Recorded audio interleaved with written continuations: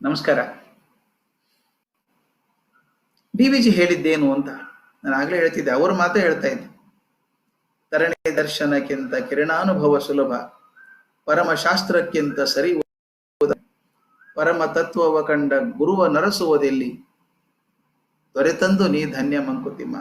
ಹಾಗೆ ನಮ್ಮೆಲ್ಲರಿಗೂ ಮಾದರಿಯಾಗಿ ನಿಂತಂಥವ್ರು ಗುಂಡಪ್ಪನವರು. ಮಾತಿನಲ್ಲಿ ಮಾತ್ರ ಅಲ್ಲ, ಕೃತಿಯಲ್ಲಿ, ನಡವಳಿಕೆಯಲ್ಲಿ, ಪ್ರತಿಯೊಂದರಲ್ಲೂ ಅವ್ರು ಮಾದರಿನೇ ಆಗಿದ್ದವರು. ಅವ್ರಿಗೆ ಅವರೇ ಹೋಲಿಕೆ. ಅವ್ರು ಬರೆದದ್ದು, ನಡೆದದ್ದು, ತೋರಿಸಿದ್ದು ಎಲ್ಲೂ ಒಂದು ನೀತಿ ಪಾಠನೇ ನಮಗೆಲ್ಲ. ಸಾಮಾನ್ಯವಾಗಿ ಅವ್ರನ್ನ ಸಾಹಿತಿಗಳು ಅಂತ ಗುರುತಿಸ್ತಾರೆ. ಆದ್ರೆ ಬರೀ ಸಾಹಿತಿ ಅಲ್ಲ ಅವರು. ಅವ್ರ ಕಾರ್ಯ ವಿಸ್ತಾರ ಎಷ್ಟು ದೊಡ್ಡದು ಅಂದ್ರೆ, ಸಂಸ್ಥೆ ಕಟ್ಟೋದಾಗ್ಲಿ, ಈಗಿನ ಗೋಖಲೆ ಇನ್ಸ್ಟಿಟ್ಯೂಟ್ ಕಟ್ಟೋದಾಗ್ಲಿ, ಜನರನ್ನು ಕಟ್ಟೋದಾಗ್ಲಿ, ಊರಲ್ಲಿ ಕಾಲರಾ ಬಂದಾಗ ವಾಲಂಟಿಯರ್ ಅಂತ ಓಡಾಡಿ ಮನೆ ಮನೆಗೆ ಹೋಗಿ ಸೇವೆ ಮಾಡಿದಂತ ಗುಂಡಪ್ಪ. ಅದಲ್ದೇನೆ ವಿಧವಾ ವಿವಾಹಗಳನ್ನ ಮಾಡಿಸಿದಂಥವ್ರು. ಯಾರು ಪುರೋಹಿತರು ಬರೋಲ್ಲ ಅಂದಾಗ ತಾವೇ ಪುರೋಹಿತ್ಯ ಮಾಡಿ ಮದುವೆ ಮಾಡಿಸಿದಂಥವ್ರು. ಪತ್ರಿಕೋದ್ಯಮ ಅಂತೂ ಪೂರ್ತಿ ಜೀವನ ಪೂರ್ತಿ ಅವ್ರ ಜೊತೆಗಿತ್ತು. ರಾಜಕಾರಣ, ಸಂಗೀತ, ಹೀಗೆ ಹಲವು 10 ಕೆಲಸಗಳಲ್ಲಿ ತಮ್ಮನ್ನು ತೊಡಗಿಸ್ಕೊಂಡಂಥವ್ರು ಗುಂಡಪ್ಪನವರು. ಅವ್ರ ಕಿವಿಮಾತುಗಳನ್ನ ಕೇಳಬೇಕು ಅಂತ ನಾವು ಕೂತ್ಕೊಂಡಾಗ ನಾನು ಒಂದ್ಸಲ ವಿಚಾರ ಮಾಡಿದೆ. ಒಬ್ಬ ಅತ್ಯಂತ ಆದರ್ಶ ಕಾರ್ಯಕರ್ತನಿಗೆ, ಸಾಮಾಜಿಕ ಕಾರ್ಯಕರ್ತನಿಗೆ ಇರಬೇಕಾದಂತಹ ಗುಣಗಳನ್ನ ಎಲ್ಲಾದ್ರೂ ಗುಂಡಪ್ಪನವ್ರ ಒಂದ್ ಕಡೆ ಹೇಳಿದಾರ ಅಂತ ನೋಡ್ಬೇಕು ಅಂತ. ಎಲ್ಲಾ ಕಡೆ ಹೇಳಿದ್ದಾರೆ. ಬೇಕಾದಷ್ಟು ರಾಷ್ಟ್ರಕ ಅಂದ್ರೆ ಯಾರು ಅಂತ ಹೇಳಿದ್ದಾರೆ, ಸಮಾಜ ಕೆಲಸ ಮಾಡೋದು ಹೇಗೆ ಅಂತ ಹೇಳಿದ್ದಾರೆ. ಆದ್ರೆ ನನಗೆ ಎಲ್ಲವೂ ಒಂದೇ ಕಡೆ ಸಿಕ್ಕದ್ದು ಅವರದೊಂದು ಕವನದಲ್ಲಿ. ಆ ಕವನ ಸಂಕಲನದ ಹೆಸರು ವಸಂತ ಕುಸುಮಾಂಜಲಿ ಅಂತ. 1922ನೇ ಇಸ್ವಿಗೆ ಬಂದಂತಹದ್ದು. ಅದರಲ್ಲಿ ಒಂದು ಕವನ, ವಿಶೇಷವಾದಂತಹ ಕವನ, ಒಂದೇ ಸಾಲಿನ ಕವನ. ಅದು ಒಂದು ಸಾಲಲ್ಲಿ ಕವನ ಮುಗಿದು ಹೋಗ್ತದೆ. ಆದ್ರೆ ಅದ್ರೊಳಗೆ ಎಷ್ಟು ಹಾಕಿದ್ದಾರೆ ಅಂದ್ರೆ ಕಲ್ಪನೆ ಮಾಡೋಕ್ ಸಾಧ್ಯ ಇಲ್ಲ. ಆ ಕವನವನ್ನು ಓದ್ಬಿಡ್ತೇನೆ, ನಿಮ್ ಕಣ್ಮುಂದ್ ಬರ್ಲಿ. ಇಂದ್ರಿಯಂಗಳ ಜಯಿಸಿ, ಚಿತ್ತ ಶುದ್ಧಿಯ ಬಯಸಿ, ಲೋಭವಂ ತ್ಯಜಿಸಿ, ರೋಷವ ವರ್ಜಿಸಿ, ಸತ್ಯಪಾಲನೆಯೊಂದನ್ನು ಮನದಲ್ಲಿ ಇರಿಸಿ, ಕಾಯ ಕಷ್ಟವ ಸಹಿಸಿ, ವೈರಿಗಣಮಂ ಕ್ಷಮಿಸಿ, ಸರ್ವ ಸಮತೆಯ ಗಳಿಸಿ ಶಮವ ನರಸಿ, ಸ್ವ ಆತ್ಮ ಶಿಕ್ಷಣೆಯ ಸ್ವರಾಜ್ಯಮೆನ್ನುತ್ತ ವಚಿಸಿ, ದೇಶ ಸೇವೆಯೇ ಈಶ ಸೇವೆಯೆಂದೆನಿಸಿ, ಸಾಧು ವೃತ್ತಿಯ ಪಥವ ತನ್ನ ಬಾಳಿನೊಳೆ ತೋರಿ, ಪಾಶವೀ ಬಲದ ದೌರ್ಬಲ್ಯವಂ ವಿಷದಪಡಿಸಿ, ಪಾಶ್ಚಾತ್ಯ ಜನಕ್ಕೆ ಅಧ್ಯಾತ್ಮ ನೀತಿಯನ್ನು ಪೆಳ್ದ ಆ ದೈವ ಸಂಪನ್ಮಾರ್ಗ ದರ್ಶಕಂ ಗಾಂಧಿಯಲ್ತೆ ಅಂತ. ಇದರಲ್ಲಿ ಇರುವಂತಹ ಗುಣಗಳನ್ನ ಎಲ್ಲರೂ ಪಡ್ಕೊಳ್ಳೋಕೆ ಸಾಧ್ಯ ಇಲ್ಲ. ಆ ಎಲ್ಲ ಗುಣಗಳನ್ನ ನಾವು ಹೊಂದ್ಕೊಂಡ್ಬಿಟ್ರೆ ನಾವು ದೇವರೇ ಆಗ್ತೀವಿ, ಮನುಷ್ಯರೇ ಆಗಲ್ಲ. ಆದ್ರೆ ನನಗೆ ಸಮಾಜದಲ್ಲಿ ಕೆಲಸ ಮಾಡಬೇಕು ಅಂತ ಹೊರಟಂತ ನಮ್ಮಂಥವರಿಗೆ ಇಲ್ಲಿ ಪಟ್ಟಿ ಮಾಡಿರುವಂತಲ್ಲಿ ಕೆಲವಷ್ಟಾದ್ರೂ ಇಟ್ಕೊಳ್ಳೋಕ್ಕಾದ್ರೆ ನಮ್ಮ ಜೀವನ ಸಾರ್ಥಕ ಆಯ್ತು ಅಂತ ಅನ್ಸುತ್ತೆ. ಅವೆಲ್ಲ ದೊಡ್ಡ ದೊಡ್ಡ ಕೆಲಸ. ಇಂದ್ರಿಯಗಳನ್ನ ಜಯಿಸೋದು, ಚಿತ್ತ ಶುದ್ಧಿಯನ್ನ ಮಾಡ್ಕೊಳ್ಳೋದು, ಲೋಭವನ್ನ ಬಿಡೋದು, ರೋಷವನ್ನು ನಮ್ಮ ಕೈಲಿ ಇಟ್ಕೊಳ್ಳೋದು, ಎಲ್ಲರ ಸೌಖ್ಯವನ್ನ ಬೆಳೆಸುವಂತಹದ್ದು, ಮನಸ್ಸಿನ ತೃಪ್ತಿ ಇಟ್ಕೊಳ್ಳುವಂತಹದ್ದು, ಸತ್ಯ ಪಾಲನೆಯನ್ನು ಮನಸ್ಸಲ್ಲಿ ಇಟ್ಕೋಬೇಕಾದದ್ದು, ದೇಹಕ್ಕಾಗುವಂತಹ ಕಷ್ಟವನ್ನು ಮರೆತು ವೈರಿಗಳನ್ನ ಕ್ಷಮಿಸುವಂತಹದ್ದು, ಎಲ್ಲರಿಗೂ ಒಳ್ಳೇದಾಗ್ಲಿ ಅಂತ ಚಿಂತೆ ಮಾಡುವಂತಹದ್ದು, ನನ್ನ ಆತ್ಮ ಶಿಕ್ಷಣೆಯೇ ನನ್ನ ಸ್ವರಾಜ್ಯ ಅಂತ ಭಾವಿಸೋದು, ದೇಶ ಸೇವೆಯೇ ಈಶ ಸೇವೆ ಅಂತ ಮಾಡೋದು. ಅದಕ್ಕಿಂತ ಮುಖ್ಯ ನನಗಾಗದಿದ್ದು ಸಾಧು ವೃತ್ತಿಯ ಪಥವ ತನ್ನ ಬಾಳಿನೊಳೆ ತೋರಿ. ಒಬ್ಬ ಸಂತ ಇರ್ಬೇಕಾದದ್ದು ಹೇಗೆ ಅನ್ನೋದನ್ನ ಗಾಂಧಿ ಹೇಳಲಿಲ್ಲ, ಸಂತನಾಗೇ ಬದುಕಿ ತೋರಿಸ್ಬಿಟ್ರು ಅಂತ. ಪಾಶ್ವಿ ಬಲದ ದೌರ್ಬಲ್ಯವನ್ನು ಬೆಳೆದು, ಈ ಬ್ರೂಟ್ ಪವರ್ಗೆ ಇದು ಅರ್ಥ ಇಲ್ಲ ಅಂತ ತೋರಿಸ್ತವ್ರವ್ರು. ಪಾಶ್ಚಾತ್ಯ ಜನಕ್ಕೆ ಅಧ್ಯಾತ್ಮ ನೀತಿಯನ್ನು ಬೆಳೆದ ಆ ದೈವ ಸಂಪನ್ಮಾರ್ಗ ದರ್ಶಕಂ ಗಾಂಧಿಯಂತೆ. ಇಷ್ಟೊಂದು ಗುಣಗಳನ್ನ ಪಟ್ಟಿ ಮಾಡಿದ್ದಾರೆ. ಇದ್ರ ಜೊತೆಗೆ ನನಗೆ ಇನ್ನೊಂದು ಪದ್ಯ ಇಷ್ಟ ಆದದ್ದು ಅಂದ್ರೆ, ಅತ್ಯಂತ ಪ್ರಸಿದ್ಧವಾದಂತಹ ವನಸುಮ ಅನ್ನುವಂಥ ಪದ್ಯ. ಆ ವನಸುಮ ಪದ್ಯ ಅತ್ಯಂತ ಅಷ್ಟೇ ಅಲ್ಲ, ಅವರ ಜೀವನದ ಆದರ್ಶಗಳ ಸಂಕೇತವೂ ಹೌದು. ಅವರು ಬದುಕಿದ್ದದ್ದೇ ಹಾಗೆ. ಎಂದೂ ಹೊಗಳಿಕೆಗೆ ಅಪೇಕ್ಷೆ ಪಟ್ಟವರಲ್ಲ, ಎಂದೂ ತಮ್ಮನ್ನ ಮುಂದೆ ಹಾಕೊಂಡವರಲ್ಲ. ತಾವೇ ಮುಂದೆ ನಿಂತ್ಕೊಂಡು ತನ್ನ ಹೆಸರನ್ನ ಪ್ರಚಾರ ಆಗಿ ಮಾಡಿದವ್ರು ಅಲ್ವೇ ಅಲ್ಲ. ಅವರ ಜೀವನ ಚರಿತ್ರೆ ಅಂತ ತಾವು ನೋಡಿದವ್ರು ಇದ್ದೀರಿ, ಕೇಳಿದು ಓದಿದವ್ರು ಇದ್ದೀರಿ. ಎಂಥ ಜೀವನಪ್ಪ ಅದು. ನಿಮ್ಗೆ ಗೊತ್ತಿರಬೇಕು, ಸಾಹಿತ್ಯ ಅಕಾಡೆಮಿ ಅವಾರ್ಡ್ ಬಂದ್ರೆ, ಅವರು ಜೀವನ ಧರ್ಮ ಯೋಗಕ್ಕೆ ಸಾಹಿತ್ಯ ಅಕಾಡೆಮಿ ಬಂದ್ರೆ ಕೊಡ್ಬೇಕಾದ್ರೆ ಒದಾಡಿ ಹೋದ್ರು ಕೊಡ್ಬೇಕಾದ್ರೆ. ಸೆಕ್ರೆಟರಿ ಗೌರ್ಮೆಂಟ್ ಆಫ್ ಇಂಡಿಯಾದ 4 ಸಲ ಬಂದು ತಗೊಳ್ಳಿ ಸ್ವಾಮಿ ಬನ್ನಿದೆ, ದಿಲ್ಲಿಗಂತೂ ಹೋಗಲೇ ಇಲ್ಲ ಅವ್ರು. ಕೊನೆಗೆ ಕೊಟ್ಟದ್ದು ಹಾಗೆ ಅಲ್ಲೇ ಗೋಖಲೆ ಇನ್ಸ್ಟಿಟ್ಯೂಟ್ ಅಲ್ಲಿ ಉಪನ್ಯಾಸ ಮಾಡ್ತಿರ್ಬೇಕಾದ್ರೆ ಮುಗಿದ ಮೇಲೆ ಕೊಟ್ಟು ಹೋದದ್ದು. ಈ ತರ ಜನ ಇರ್ತಾರ ಅಂತ ನಂಬುದು ಸಾಧ್ಯ ಇಲ್ಲ. ನಿಕಮ್ ವೈಸ್ ಚಾನ್ಸಲರ್ ಆಗಿದ್ರು ಮೈಸೂರು ಯೂನಿವರ್ಸಿಟಿದು. DVG ಡಾಕ್ಟರೇಟ್ ಕೊಡ್ಬೇಕು ಅಂತ ಎಷ್ಟು ಸಲ ಒದ್ದಾಡಿದ್ರಪ್ಪ ಅವರು. ಈಗ ನಾವು ಜನ ವಸೀಲೆ ಹಚ್ಕೊಂಡು ಡಾಕ್ಟರೇಟ್ ತಗೋತೀವಿ, ಅಂಥದ್ದು ಕೊಡ್ತೀವಿ 4 ಸಲ ಬಂದ್ರೆ ಕೊಡ್ಬೇಡಿ ಪಾಸ್ ಆಗಿಲ್ಲ, ಡಾಕ್ಟರೇಟ್ ಯಾಕೆ ಕೊಡ್ತೀರಿ ಅಂತ ಹೇಳಿಬಿಟ್ಟಂತ ಮನುಷ್ಯ. ಆ ತರ ಬದುಕಿದಂಥವ್ರು.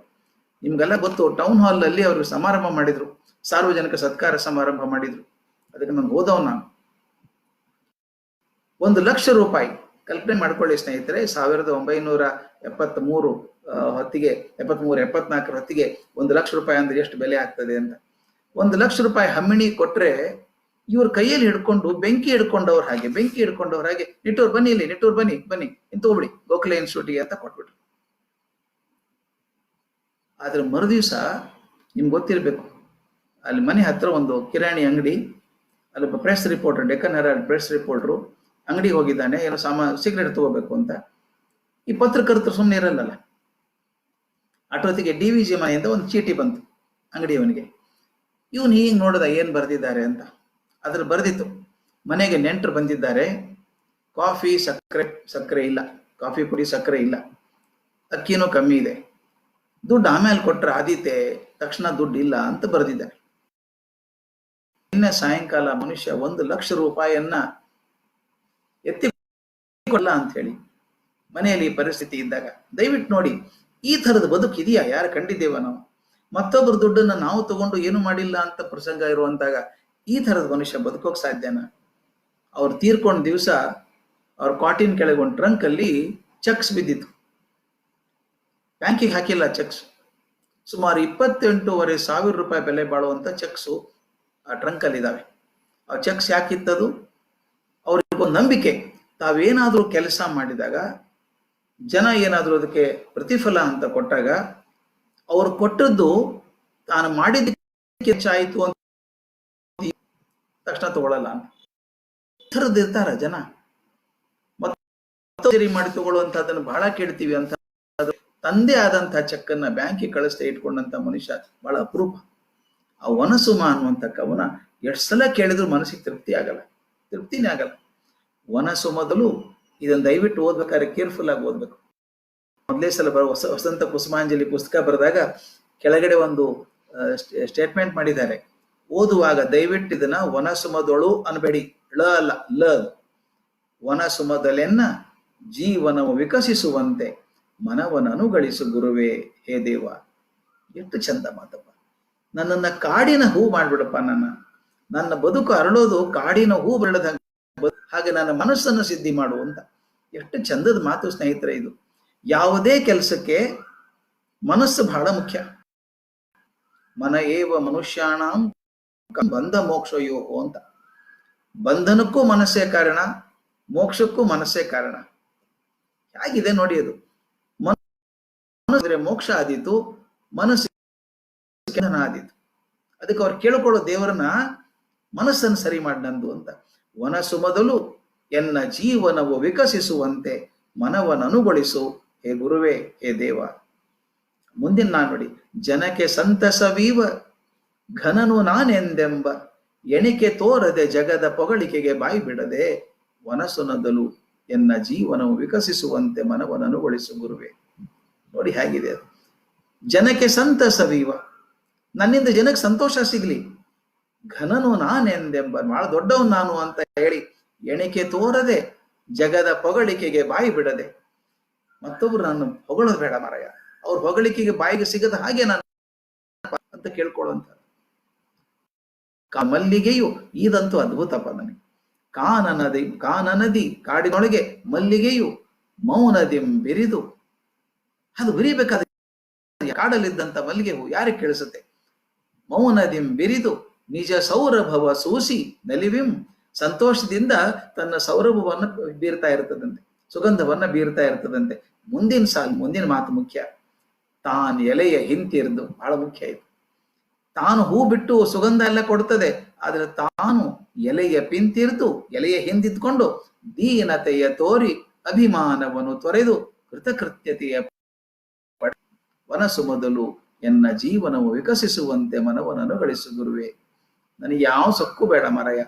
ಒಂದು ಎಲೆಯ ಹಿಂದೆ ಮರೆಯಾಗಿ ನಿಂತ ಹೂ ಅರಳಿ ತನ್ನ ಸುವಾಸನೆ ಕೊಡುವ ಹಾಗೆ ನಾನು ಮರೆಯಾಗಿರ್ತೀನಿ. ದೀನತೆಯನ್ನು ತೋರ್ಬೇಕು, ಅಭಿಮಾನ ಬೇಡ ನನಗೆ. ಆದರೆ ಹೂ ಸುವಾಸನೆ ಕೊಡು ಕೃತಕೃತ್ಯತೆ ಇದೆಯಲ್ಲ, ಅದು ನನಗೆ ಸಿಗ್ಲಿ. ಉಪಕಾರಿ ನಾನು ಎನ್ನುಪಕೃತಿಯು ಜಗಕ್ಕೆಂಬ ವಿಪರೀತ ಮತಿಯ ನುಡಿದು. ನಾನು ದೊಡ್ಡ ಉಪಕಾರ ಮಾಡಿದ್ದೀನಿ, ಜಗತ್ತಿಗೆ ಉಪಕಾರ ಮಾಡಿದ್ದೀನಿ, ನಾನು ಜಗತ್ತ ನನ್ನ ಉಪಕಾರವನ್ನು ಪಡ್ಕೊಂಡಿದೆ ಅನ್ನುವಂಥ ವಿಪರೀತವಾದ ಬುದ್ಧಿ, ಕೆಟ್ಟ ಬುದ್ಧಿ ಬೇಡ ನನಗೆ.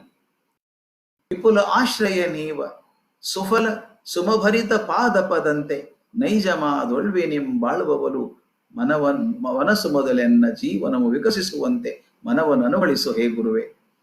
ವಿಪುಲಾಶ್ರಯ ನೀವ, ಬಂದವರಿಗೆ ತನ್ನ ನೆರಳನ್ನ ಕೊಡುವಂಥ, ಆಶ್ರಯ ಕೊಡುವಂಥ, ಸುಫಲ ಹಣ್ಣುಗಳಿಂದ ತುಂಬಿದಂಥ, ಸುಮಭರಿತ ಹೂಗಳಿಂದ ತುಂಬಿದಂಥ, ಪಾದಪದಂತೆ ಅಂದ್ರೆ ಮರದಂತೆ ಹೂವು ಹಣ್ಣುಗಳನ್ನು ತುಂಬಿಕೊಂಡು ಬಂದವರಿಗೆ ಆಶ್ರಯ ಮರದ ಹಾಗೆ ನೈಜಮಾದ ಅಳ್ವಿನಿಂ ನಿಜವಾದ ಒಳಿತಿನಿಂದ ನಾನು ಬಾಳುವ ಹಾಗೆ ನನ್ನ ಮನಸ್ಸನ್ನು ಅನುಗೊಳಿಸು ಗುರುವೆ ಅಂತ ಕೇಳ್ಕೋಬೇಕಾಗುತ್ತೆ. ಇದು ಬಹಳ ಚಂದ ಒಂದು ಮಾತಿದೆ ಸ್ನೇಹಿತರೆ. Prayer doesn't change things for you. Prayer doesn't change things for you, but changes you for the things. ನೀವು ಪ್ರಾರ್ಥನೆ ಮಾಡ್ಕೊಂಡಾಗ ಜಗತ್ತು ಬದಲಾಗಲ್ಲ, ನೀವು ಬದಲಾಗ್ತೀರಿ. ನಿಮ್ಮ ಮನಸ್ಸು ಚೆನ್ನಾಗಿರ್ತದೆ ಅಂತ. ಅದು ಎಷ್ಟು ಚಂದ ಇದೆ ಗೊತ್ತಾ. ಆ ಥರ ಬದುಕಿಸು ನನ್ನ ಅಂತ ಕೇಳಿದವರು, ಬದುಕಿದವರು ಹಾಗೇನೆ ಬದುಕಿದ್ದು, ಹಾಗೆ ಬದುಕಿದ್ದು. ಅವ್ರ ಮಾತುಗಳನ್ನು ನೋಡ್ತಾ ನೋಡ್ತಾ ಕೆಲವು ಮೊಟ್ಟ ಮೊದಲು ದೇಹ. ಒಬ್ಬ ಸಾಮಾಜಿಕ ಕಾರ್ಯಕರ್ತನಿಗೆ ದೇಹ ಗಟ್ಟಿಯಾಗಿರ್ಬೇಕು, ಓಡಾಡ್ಬೇಕು, ಶ್ರಮ ವಹಿಸ್ಬೇಕಾಗ್ತದೆ. ಆ ದೇಹದ ಬಗ್ಗೆ ಹೇಗೆ ಹೇಳ್ತಾರೆ? ಅಶಕ್ತರಿಗೆ ದುಡಿಯೋದು ಕಷ್ಟ ಆಗುತ್ತೆ. DVG ಮಾತು, ಕಲ್ಮಶದ ವಲ್ಮೀಕ ವೆಂದೊಡಲ ಜರೆಯದಿರು. ಕಲ್ಮಶದ ವಲ್ಮೀಕ ಎಂದು ಒಡೆಲ ಜರೆಯದಿರು. ಬ್ರಹ್ಮಪುರಿ ಎಂದದನು ಋಷಿಗಳು ವರೆದಿಹರೋ. ಹಮ್ಮುಳ್ಳ ಹಯವ ಕಾಪಿಟ್ಟು ಕಡಿವಣ ತೊಡಿಸಿ ನಮ್ಮ ಗುರಿಗೈದಿಪುದು ಮಂಕುತಿಮ್ಮ. ಎಷ್ಟು ಚಂದ ಮಾತು. ಕಲ್ಮಶದ ವಲ್ಮೀಕ, ಹುತ್ತ ಇದು, ಬರೀ ಹೊಲಸು ತುಂಬಿದಂತ ಹುತ್ತ. ಏನದು ಮೂಳೆ ಮಾಂಸದ ತಡಿಕೆ ಅಂತ ಹೇಳ್ಬೋದು. ಅದೆಲ್ಲ ಅನ್ಬೇಡ ನೀನು ಅದನ್ನ. ಇದು ಕೊಳಕು ತುಂಬಿದಂತಹ ಒಂದು ಹುತ್ತ ಅಂತ ಅನ್ಬೇಡ ಇದನ್ನ. ಕಲ್ಮಶದ ವಲ್ಮೀಕ ಒಡಲ ಜರೆಯದಿರು ಅದನ್ನ. ಬ್ರಹ್ಮಪುರಿ ಎಂದದನು ಋಷಿಗಳು ವರದಿಹರು. ಋಷಿಗಳ ಸಹಿತ ಇದು ಬ್ರಹ್ಮಪುರಿ ಅಂತ ಕರೆದಿದ್ದಾರೆ. ಏನ್ ಸಾಧನೆ ಮಾಡಿದ್ರು ದೇಹದ ಮೂಲಕನೇ ಮಾಡ್ಬೇಕಲ್ವ ನಾವು, ದೇಹ ಇಲ್ಲದೆ ಮಾಡಕ್ ಆಗೋದೇ ಇಲ್ಲ. ಅದಕ್ಕೆ ಬ್ರಹ್ಮಪುರಿ ಎಂದಿದನು ಋಷಿಗಳು ವರದಿಯರು. ಹಮ್ಮುಳ್ಳ ಹಯವ ಕಾಪಿಟ್ಟು ಕಡಿವಣ ತೊಡಿಸೆ. ಈ ಮಾತು ಬಹಳ ಮುಖ್ಯ ಸ್ನೇಹಿತರೆ. ಈ ದೇಹ ಅನ್ನುವ ಕುದುರೆ, ಅದು ಎಂತ ಹಮ್ಮುಳ್ಳ ಹಯ, ಅಸಾಧ್ಯವಾದಂತಹ ಶಕ್ತಿ ಇರುವಂತ ಕುದುರೆ. ಆ ಶಕ್ತಿ ಇರುವಂತಹ ಕುದುರೆನ ಕಾಪಿಟ್ಟು ಚೆನ್ನಾಗಿ ಆರೋಗ್ಯ ನೋಡ್ಕೊಂಡು ಮೈ ತಿಕ್ಕಿ ಒಳ್ಳೆ ಆಹಾರ ಕೊಟ್ಟು, ಅಷ್ಟೇ ಅಲ್ಲ ಕಡಿವಣ ತೊಡಿಸೆ. ಬರೀ ಅದಕ್ಕೆ ಆಹಾರ ಕೊಟ್ಟರೆ ಎಲ್ಲೆಲ್ಲಿ ಹೋಗ್ಬಿಡ್ತದೆ ಅದು. ಅದು ಎಲ್ಲೆಲ್ಲಿ ಹೋಗ್ಲಾರ್ದ ಹಾಗೆ ಲಗಾಮು ಹಾಕ್ಬೇಕು, ಕಡಿವಾಣ ಹಾಕ್ಬೇಕು. ಅದಕ್ಕೆ ಹಮ್ಮೊಳ್ಳ ಹಯವ ಕಾಪಿಟ್ಟು ಕಡಿವಣ ತೊಡಿಸೆ ನಮ್ಮ ಗುರಿಗೈದಿಪ್ಪುದು ಮಂಕು, ಗುರಿ ಕಡೆ ಕರ್ಕೊಂಡು ಹೋಗ್ತದೆ ಅದು ಅಂತ. ಅಂದ್ರೆ ದೇಹವನ್ನ ಚೆನ್ನಾಗಿ ಕಾಪಾಡ್ಕೋಬೇಕು ನಾನು ಅಂತ ಮೊದಲೇ ಮಾತು. ದೇಹ ಆದ್ಮೇಲೆ ಎರಡನೇ ಭಾಗ ಏನು? ಈ ದೇಹ ಒಂದೇ ಇದೆ ಅಂತ ತಿಳ್ಕೋಬಾರದು ನಾವು. ತಾವು ಕಂಡಿದ್ದೀರಿ ವಿವೇಕಾನಂದರ ಜೀವನದಲ್ಲಿ ಬರುವಂತಹದ್ದು. ಪುಟ್ಟ ಹುಡುಗ ಕರ್ಕೊಂಬಂದ್ರು ತಮ್ಮ ವಿವೇಕಾನಂದರ ಕಡೆಗೆ, ಸ್ವಾಮಿಗಳು ನಮಸ್ಕಾರ ಮಾಡು ಅಂತ ಮಾಡಿದ ಹುಡುಗ. ಅಮ್ಮ ಚೆನ್ನಾಗಿ ಟ್ಯೂಷನ್ ಮಾಡಿದ್ದಾರೆ, ಏನ್ ಬೇಕು ಹುಡುಗ ನಿನಗೆ ಅಂತ ವಿವೇಕಾನಂದರು ಕೇಳಿದ್ರು. ಆತ ಹೇಳ್ದ, ನನಗೆ ವೇದಾಂತ ಹೇಳ್ಬಿಡಿ. ಅವ್ರಿಗೆ ಗೊತ್ತಾಯ್ತು ಇದು ಹುಡುಗನ ಮಾತಲ್ಲ, ಅಮ್ಮನ ಟ್ಯೂಷನ್ ಇದು ಅಂತ ಗೊತ್ತಾಯ್ತು. ಆಯ್ತಪ್ಪ ವೇದಾಂತ ಆಯ್ತು, ನಿನಗೆ ಯಾವ್ದ್ರಲ್ಲಿ ಆಸಕ್ತಿ ತುಂಬಾ, ನಿನ್ಗೆ ಯಾವ್ದ್ರಲ್ಲಿ ಆಸಕ್ತಿ ಅಂತ. ಅವ್ನು ಹೇಳ್ದ, ನಿಜ ಹೇಳ್ತೀನಿ ಗುರುಗಳೇ, ತಪ್ಪು ತಿಳ್ಕೊಬೇಡಿ, ನಾನು ಫುಟ್ಬಾಲ್ ಅಂದ್ರೆ ಬಹಳ ಆಸಕ್ತಿ, ಫುಟ್ಬಾಲ್ ಬಹಳ ಆಸಕ್ತಿ ಇದೆ. ಅವ್ರು ಹೇಳಿದ್ದು ಮಾತು ನೋಡಿ ಎಷ್ಟು ಚೆನ್ನಾಗಿದೆ. ಮಾರಾಯ, ಫುಟ್ಬಾಲೇ ವೇದಾಂತೋ, ವೇದಾಂತ ಅಂದ್ರೆ ಫುಟ್ಬಾಲೇ ಅಂದ್ರು. 1-2 ವರ್ಷ ಫುಟ್ಬಾಲ್ ಆಡು ನೀನು, ಆಮೇಲೆ ಬಾ ನೀನು ವೇದಾಂತ ಹೇಳ್ತೀನಿ ಅಂತ. ಅದೇ ವೈದ್ಯ ಹೇಳಿದ್ವು, ಅದೇ ಹುಡುಗ ಬಂದ, ದೇಹ ಗಟ್ಟಿಯಾಗಿತ್ತಂತೆ. ನೀವು ಹಿಂಗೆ ಹೇಳಿದ್ರಿ ವೇದಾಂತ ಹೇಳ್ತೀನಿ ಅಂತ, ಈಗ ಹೇಳಿ ಅಂದ. ಆಗ ವಿವೇಕಾನಂದ ಹೇಳುವಂತ ಮಾತು ಸ್ನೇಹಿತರೆ ಎಷ್ಟು ಚಂದದ ಮಾತದು. ಅದನ್ನ ಎಷ್ಟು ಸುಲಭವಾಗಿ ಗುಡ್ಡಪ್ಪನವ್ರು ಹೇಳ್ತಾರೆ ಅದನ್ನ. ಅವ್ರು ಹೇಳ್ತಾರೆ, ಹುಡುಗನೇ ನೋಡೋ ಫುಟ್ಬಾಲ್ ಆಡಕ್ ಹೋಗ್ತೀಯಲ್ಲೋ, ಎಷ್ಟು ಜನ ಹೋಗ್ತೀರಿ? ನಾವು 11 ಜನ, ಅವ್ರು 11 ಜನ ಹೋಗ್ತೀವಿ ಸ್ವಾಮಿ. ಎಷ್ಟು ಬಾಲ್ ಒಯ್ತೀರಿ? ಬಾಲ್ ಒಂದೇ. ಗ್ರೌಂಡ್ ಒಳಗೆ ಹೋದ ತಕ್ಷಣ ಈ ಟೀಮ್ನವರು ಚೆಂಡನ್ ಈ ಕಡೆ ಒದಿತಾರೆ, ಆ ಕಡೆಯವ್ರು ಚೆಂಡನ್ ಈ ಕಡೆ ಒದಿತಾರೆ. ಆ ಬಾಲು ಆ ಬೌಂಡ್ರಿ ಒಳಗೆ ಇರೋ ತನಕ ಒದಿಸ್ಕೊಳ್ಳೋದೆ. ಇವರಾದ್ರೂ ಓದಿಬೇಕು, ಅವರಾದ್ರೂ ಓದಿಬೇಕು. ಆ ಬೌಂಡ್ರಿ ಒಳಗೆ ಇರೋ ತನಕ ಒದಿಸ್ಕೊಳ್ಳೋದು ತಪ್ಪಲ್ಲ ಅದಕ್ಕೆ. ಆದ್ರೆ ಅದು ಬೌಂಡ್ರಿ ದಾಟಿ ಆ ಕಡೆ ಹೋದ್ರೆ ಆವಾಗ ಒಳಗ್ ಬಾಲ್ ತರಬೇಕಾದ್ರೆ ತಾವು ನೋಡಿದೀರಿ, ಅದನ್ನ ಕಾಲಿಂದ ಒದಿಯಲ್ಲ, ಥ್ರೋ ಇನ್ ಅಂತಾರೆ. ತಲೆ ಮೇಲೆ ಇಟ್ಕೊಂಡು ಹಿಂಗೆ ಕೈಯಿಂದ ಎಸಿತಾರೆ. ಅದು ಒಂದೇ ಸಲ ಕೈಯಿಂದ ಮುಟ್ಟೋದು ಬಾಲು. ಅದು ನಂಗೆ ವಿವೇಕಾನಂದ್ರ ಚಂದ ಹೇಳ್ತಾರೆ. ಅಂದ್ರೆ ನೋಡೋ, ಇಷ್ಟೇ ಇರೋದು ವೇದಾಂತ ಅಂದ್ರೆ. ಈ ಬೌಂಡ್ರಿ ಇದೆಯಲ್ಲ, ಈ ಬೌಂಡ್ರಿ ಅಂದ್ರೆ ದೇಹ. ಬರೀ ದೇಹನೇ ನಾನು ಅಂತ ಅನ್ಕೊಂಡಿದ್ರೆ, ದೇಹ ಮಾತ್ರ ನಾನು ಅಂತ ಅನ್ಕೊಂಡಿ, ಸುಖ ದುಃಖಗಳ ಒದೆ ಯಾವಾಗಲೂ ಸುಖಾನು ಒದೇನೆ ಅಂತ. ಸುಖಾನು ಒದೇನೆ, ದುಃಖಾನು. ನಾನು ಬರೀ ದೇಹ ಅನ್ಕೊಂಡಾಗ ನನಗೆ ಸುಖ ದುಃಖ ಸಮ ಬರ್ತಾ ಇರ್ತದೆ. ನಾನು ಬರೀ ದೇಹ ಅಲ್ಲ, ದೇಹ ದಾಟಿ ದೇಹಾತೀತ ಆಗಿದ್ದೇನೆ ಅಂತ ಮನಸ್ಸಿಗೆ ಬಂದ್ರೆ, ಯಾವ ಜನ ನೀನು ಒದಿತಿದ್ರಲ್ಲ ಅವರೇ ತಲೆ ಮೇಲೆ ಇಟ್ಕೊಂಡು ಮೆರೆಸ್ತಾರೆ. ಇಷ್ಟೇ ವೇದಾಂತ ಅಂದ್ರೆ. ಬರೀ ನಾನು ದೇಹ ಅಲ್ಲ, ಆ ಪರಬ್ರಹ್ಮ ಶಕ್ತಿ ಅಂತ ಏನಿದೆಯೋ ಅದು ಅಂಶ, ನಾನು ಆತ್ಮಶಕ್ತಿ ಒಂದು ಅಂಶ ಅನ್ನೋದು ನಿಮ್ಮ ಮನಸ್ಸಲ್ಲಿದ್ರೆ ಬಹಳ ದೊಡ್ಡ ಕೆಲಸ ಆಗ್ತದೆ ಅಂತ. ಅದನ್ನ ಎಷ್ಟು ಚಂದ ಹೇಳ್ತಾರ್ರಿ ಗುಂಡಪ್ಪನವರು. ದೇಹವೆಂಬುದು ಕುದುರೆ, ಹಿಂದಿಂದ ಹೇಳಿದ್ರಲ್ಲ ಅವರು, ದೇಹವೆಂಬುದು ಕುದುರೆ ಆತ್ಮನದರಾರು, ವಾಹನವನ್ನು ಉಪವಾಸವಿರಿಸೆ ನಡೆದೀತೆ, ರೋಹಿ ಜಾಗ್ರತೆ ತಪ್ಪಾಗೀತೆ, ಸ್ನೇಹ ಎರಡಕ್ಕೂ ಉಚಿತ ಮಂಕುತಿಮ್ಮ. ಎಷ್ಟು ಚಂದ ನೋಡಿ. ದೇಹವೆಂಬುದು ಕುದುರೆ, ಆತ್ಮ ಅದನ ಆರೋಹಿ. ಆತ್ಮ ಅದರ ಆರೋಹಿ, ಮೇಲೆ ಕೂತಿದ್ದಾನೆ, ಓಡಿಸೋನು, ಸವಾರ ಅವನು. ಅಂದ್ರೆ ಕುದುರೆಗೆ ಒಬ್ಬ ಕಂಟ್ರೋಲ್ ಮಾಡೋಕ್ಕೂ ಇದ್ದಾನೆ ಮೇಲೆ ಒಬ್ಬನ ಆತ್ಮ. ವಾಹನವನ್ನು ಉಪವಾಸವಿರಿಸೆ ನಡೆದೀತೆ, ವಾಹನ ಅಲ್ವಾ ಅಂತ ಉಪವಾಸ ಇಟ್ಟರು ಹೊಡ್ಕೋಬೇಕದನ್ನ. ದೇಹವನ್ನು ಕಾಳಜಿ ಮಾಡಬೇಕು. ರೋಹಿ ಜಾಗ್ರತೆ ತಪ್ಪೆ ಯಾತ್ರೆ ಸುಖ ಸಾಗೀತೆ, ಮೇಲೆ ಕೂತಂತ ಎಚ್ಚರ ತಪ್ಪಿದ್ರೆ ಯಾತ್ರೆ ಸುಖ ಆಗ್ತದ? ಇಬ್ರು ಇರ್ಬೇಕು. ಅದಕ್ಕೆ ಹೇಳ್ತಾರೆ ಸ್ನೇಹ ಎರಡಕ್ಕೂ ಉಚಿತ ಮಂಕುತಿಮ್ಮ. ನಾವು ಸಮಾಜ ಸೇವೆ ಮಾಡೋಕ್ ಬಂದವರಿಗೆ ನಮ್ಮ ದೇಹ ಪ್ರಜ್ಞೆಯ ಜೊತೆಗೆ ಒಂದು ಆತ್ಮ ಪ್ರಜ್ಞೆನೂ ಇರ್ಬೇಕಾಗತ್ತೆ. ಈ ದೇಹ ಆತ್ಮದ ಕಲ್ಪನೆ ಎರಡೂ ಜೊತೆ ಆಗಿದ್ದಾಗ ಮಾತ್ರ ನನ್ನ ಕೆಲಸಕ್ಕೊಂದು ಹೊಸ ಸುಗಂಧ ಬರ್ತದೆ. ದೇಹ ಉತ್ಸಾಹದಿಂದ ಕೆಲಸ ಮಾಡ್ತದೆ, ಆತ್ಮ ಪ್ರಜ್ಞೆ ಅದಕ್ಕೊಂದು ವ್ಯವಸ್ಥೆಯನ್ನ ಸರಿ ಮಾಡ್ತದೆ. ಅಂದ್ರೆ ಇದು ಶಾಶ್ವತವಾದ ಪ್ರಯತ್ನ ಆಗಬೇಕು ಅನ್ನೋ ಹಾಗೆ, ಅಥವಾ ಮನಸ್ಸಲ್ಲಿ ಯಾವ ಕಸರು ಇಲ್ಲದೆ ಮಾಡುವಂತ ಕೆಲಸ ಆಗ್ತದೆ. ಅದನ್ನ ದೇಹ ಮತ್ತು ಆತ್ಮಗಳ ಸಂಬಂಧಗಳನ್ನು ಸೇರಿಸುವಂತದ್ದು. ನಾನು ಆಗ್ಲೇ ಹೇಳಿದೆ, ಎಲ್ಲಕ್ಕೂ ಮನಸ್ಸು ಬಹಳ ಮುಖ್ಯ ಅಂತ ಹೇಳಿದೆ. ಈ ಮನಸ್ಸನ್ನು ತೊಡಸ್ಕೊಳ್ಳೋದು ಹೇಗಾದ್ರೆ, ಮನಸ್ಸು ಹೇಗಿರ್ಬೇಕು ನಮ್ಮ ಕೆಲಸ ಮಾಡೋರ್ದು? ಮನಸ್ಸು ಹೆಂಗ್ ಬಲವಾಗಿರ್ಬೇಕು, ನಿಶ್ಚಿತವಾಗಿರ್ಬೇಕು, ಹಾಗೆ ಬುದ್ಧಿಯೊಂದಿಗೆ ಹೊರಿಕೊಂಡಿರ್ಬೇಕು ಅಂತ. ಈ ಮನಸ್ಸು ಬುದ್ಧಿ ಅವು ಎರಡು ಜೊತೆಗಿದ್ರೆ ಕೆಲಸ ಚೆನ್ನಾಗಿದ್ದಾರೆ. ಭಾವದಾವೇಶದಿಂ ಮನ ಅಶ್ವದಂತಿರಲಿ, ಭಾವದಾವೇಶದಿಂ ಮನ ಅಶ್ವದಂತಿರಲಿ, ಧೀ ವಿವೇಚನೆಯದಕ್ಕೆ ದಕ್ಷರಾವುತನು, ತೀವಿದೊಲವಿನ ದಂಪತಿಗಳಾಗೆ ಮನಬುದ್ಧಿ, ಜೀವಿತವು ಜೈತ್ರ ಕಥೆ ಮಂಕುತಿಮ್ಮ. ಎಷ್ಟು ಭಾವದಭೂತ ಮಾತು. ಕೆಲಸ ಮಾಡುವಾಗ ಅಯ್ಯೋ ಇದೇನಾಗ್ತದ್ರಿ, ಕೆಲಸ ಆಗೋಲ್ಲ ಬಿಡ್ರಿ, ಎಲ್ಲಿ ಮಾಡೋದಿದು ಅಂತ ಮನಸ್ಸು ಸಪ್ಪೆ ಆಗಿದ್ರೆ ಯಾವ ಕೆಲಸನೂ ಆಗೋದಿಲ್ಲ. ಭಾವದ ಆವೇಶದಿಂ, ನಿಮ್ಮ ಭಾವನೆಗಳ ಆವೇಶದಿಂದ ಮನ ಅಶ್ವದ ಹಾಗೆ ಇರ್ಬೇಕಂತೆ, ತುಡಿತಿರ್ಬೇಕು, ಹೋಗ್ತೀನಿ ಮಾಡ್ತೀನಿ ಅಂತ ಕೆಲಸಕ್ಕೆ ಇರ್ಬೇಕಂತ. ಭಾವದ ಆವೇಶದಿಂ ಮನ ಅಶ್ವದಂತಿರಲಿ. ಆದ್ರೆ ಧೀ ವಿವೇಚನೆ, ನಮ್ಮಲ್ಲಿ ಧೀ ಅನ್ನುವಂಥ ಪದ ಬಹಳ ದೊಡ್ಡದು. ಧಿಯೋ ಯೋನ ಪ್ರಚೋದಯ, ನಾವು ಕೇಳಿದ್ದೇ ಅದು. ಧೀ ಶಕ್ತಿಯನ್ನು ಕೊಡು. ಆ ಧೀ ವಿವೇಚನೆ ಇದೆಯಲ್ಲ, ಅತ್ಯಂತ ಶ್ರೇಷ್ಠವಾದಂತಹ ವಿವೇಚನೆ ಏನಿದೆಯಲ್ಲ, ಅದು ಈ ಕುದುರೆಗೆ ರಾಹುತ ಇದ್ದ ಹಾಗೆ. ಶಕ್ತಿ ಇರುವಂತಹ ಕುದುರೆ ನಮ್ಮ ಭಾವನೆ ಇದ್ದಾಗಿದ್ರೆ ಆ ಭಾವನೆಗಳನ್ನೆಲ್ಲ ಲಗಾಮ್ ಹಾಕಿ ಇಟ್ಕೊಳ್ಳುವಂತಹದ್ದು ಆ ಧೀ ವಿವೇಚನೆ. ಅವೆರಡೂ ಹೇಗಿರ್ಬೇಕು ಅಂತ ಬರೀತಾರೆ. ತೀವಿದೊಲವಿನ ದಂಪತಿಗಳ ಹಾಗೆ ಮನಬುದ್ಧಿ. Some problem again. ತೀವಿದೊಲವಿನ ದಂಪತಿಗಳಾಗೆ ಮನಬುದ್ಧಿ. ಮನಸ್ಸು ಬುದ್ಧಿ ಬರೀ ದಂಪತಿಗಳಾಗ್ಬೇಕು ಅಂತ ಹೇಳಿಲ್ಲ ಗುಂಡಪ್ಪನವರು. ತೀವಿದು ಒಲವಿನ ದಂಪತಿಗಳಾಗಬೇಕು ಅಂತ. ದಂಪತಿಗಳು ಇರ್ತಾರೆ, ಬಹಳ ಜನ ಇರ್ತಾರೆ, ಆದ್ರೆ ಅದು ತೀವಿದು ಒಲವಿಂದ ಇರ್ತವೆ ಅಂತ ಹೇಳೋಕ್ಕಾಗಲ್ಲ. ಅದು ಬಹಳ ಕಷ್ಟ ಹೇಳೋದು. ವಾಡಗಳು ತುಂಬಾ ಬಂದ್ಬಿಡ್ತವೆ. ಆದ್ರೆ ತುಂಬಾ ತೀಂದಿರುವಂತ ಗಂಡ ಹೆಂಡತಿ ಇರ್ಬೇಕಂತೆ. ಅದು ಮನಸ್ಸು ಮತ್ತು ಬುದ್ಧಿ ತೀವಿದು ಒಲವಿನ ದಂಪತಿಗಳ ಹಾಗೆ ಇದ್ರೆ ಜೀವಿತವು ಜೈತ್ರ ಕಥೆ ಮಂಕುತಿಮ್ಮ. ನಿಮ್ಮ ಜೀವನ ಆಗ್ಲಿ, ನೀವು ಮಾಡುವಂತಹ ಪ್ರತಿಯೊಂದು ಕೆಲಸ ಜೈತ್ರ ಕಥೆ, ಯಶಸ್ಸಿನ ಕಥೆ ಆಗ್ತದೆ ಅಂತ ಹೇಳ್ತಾರೆ. ಅದೆರಡು ಇರ್ಬೇಕು, ಮನಸ್ಸು ಮತ್ತು ಬುದ್ಧಿ ಎರಡು ಒಂದಕ್ಕೊಂದು ಸೇರ್ಕೊಂಡಿರ್ಬೇಕು ಅಂತ. ಹಾಗಾದ್ರೆ ಮನೆ ಕಟ್ಟೋದು, ನಾವು ಕೆಲಸ ಮಾಡೋದಕ್ಕೆ ಒಬ್ಬರ ಬಿಗಿನಿಂಗ್ ಅಲ್ಲಿ ಕೇಳಿದ್ರು ಒಬ್ರು, ಪ್ರೇರಣೆ ಏನು ನಮಗೆ? ಎಲ್ರು ಹಂಗೆ ಇರ್ಬೋದಲ್ಲ, ನಮ್ಗೇನಪ್ಪ ಕರ್ಮ, ಹೋಗಿ ಸಮಾಜದಲ್ಲಿ ಕೆಲಸ ಮಾಡ್ಬೇಕು ಅಂತ ಹೇಳಿ ಯಾಕೆ ಮಾಡ್ಬೇಕಂತಿದೀವಿ ನಾವು? ಸಮಾಜ ಕಾರ್ಯದಲ್ಲಿ ತೊಡ್ಕೊಳ್ಳೋದಕ್ಕೆ ನಮ್ಮ ಪ್ರೇರಣೆ ಏನು ಅಂತ.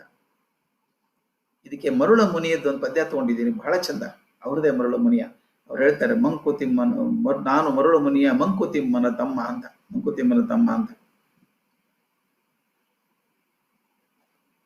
ಏನೋ ಬೇರೆ ಬರ್ತಾ ಇದೆಯಲ್ಲ.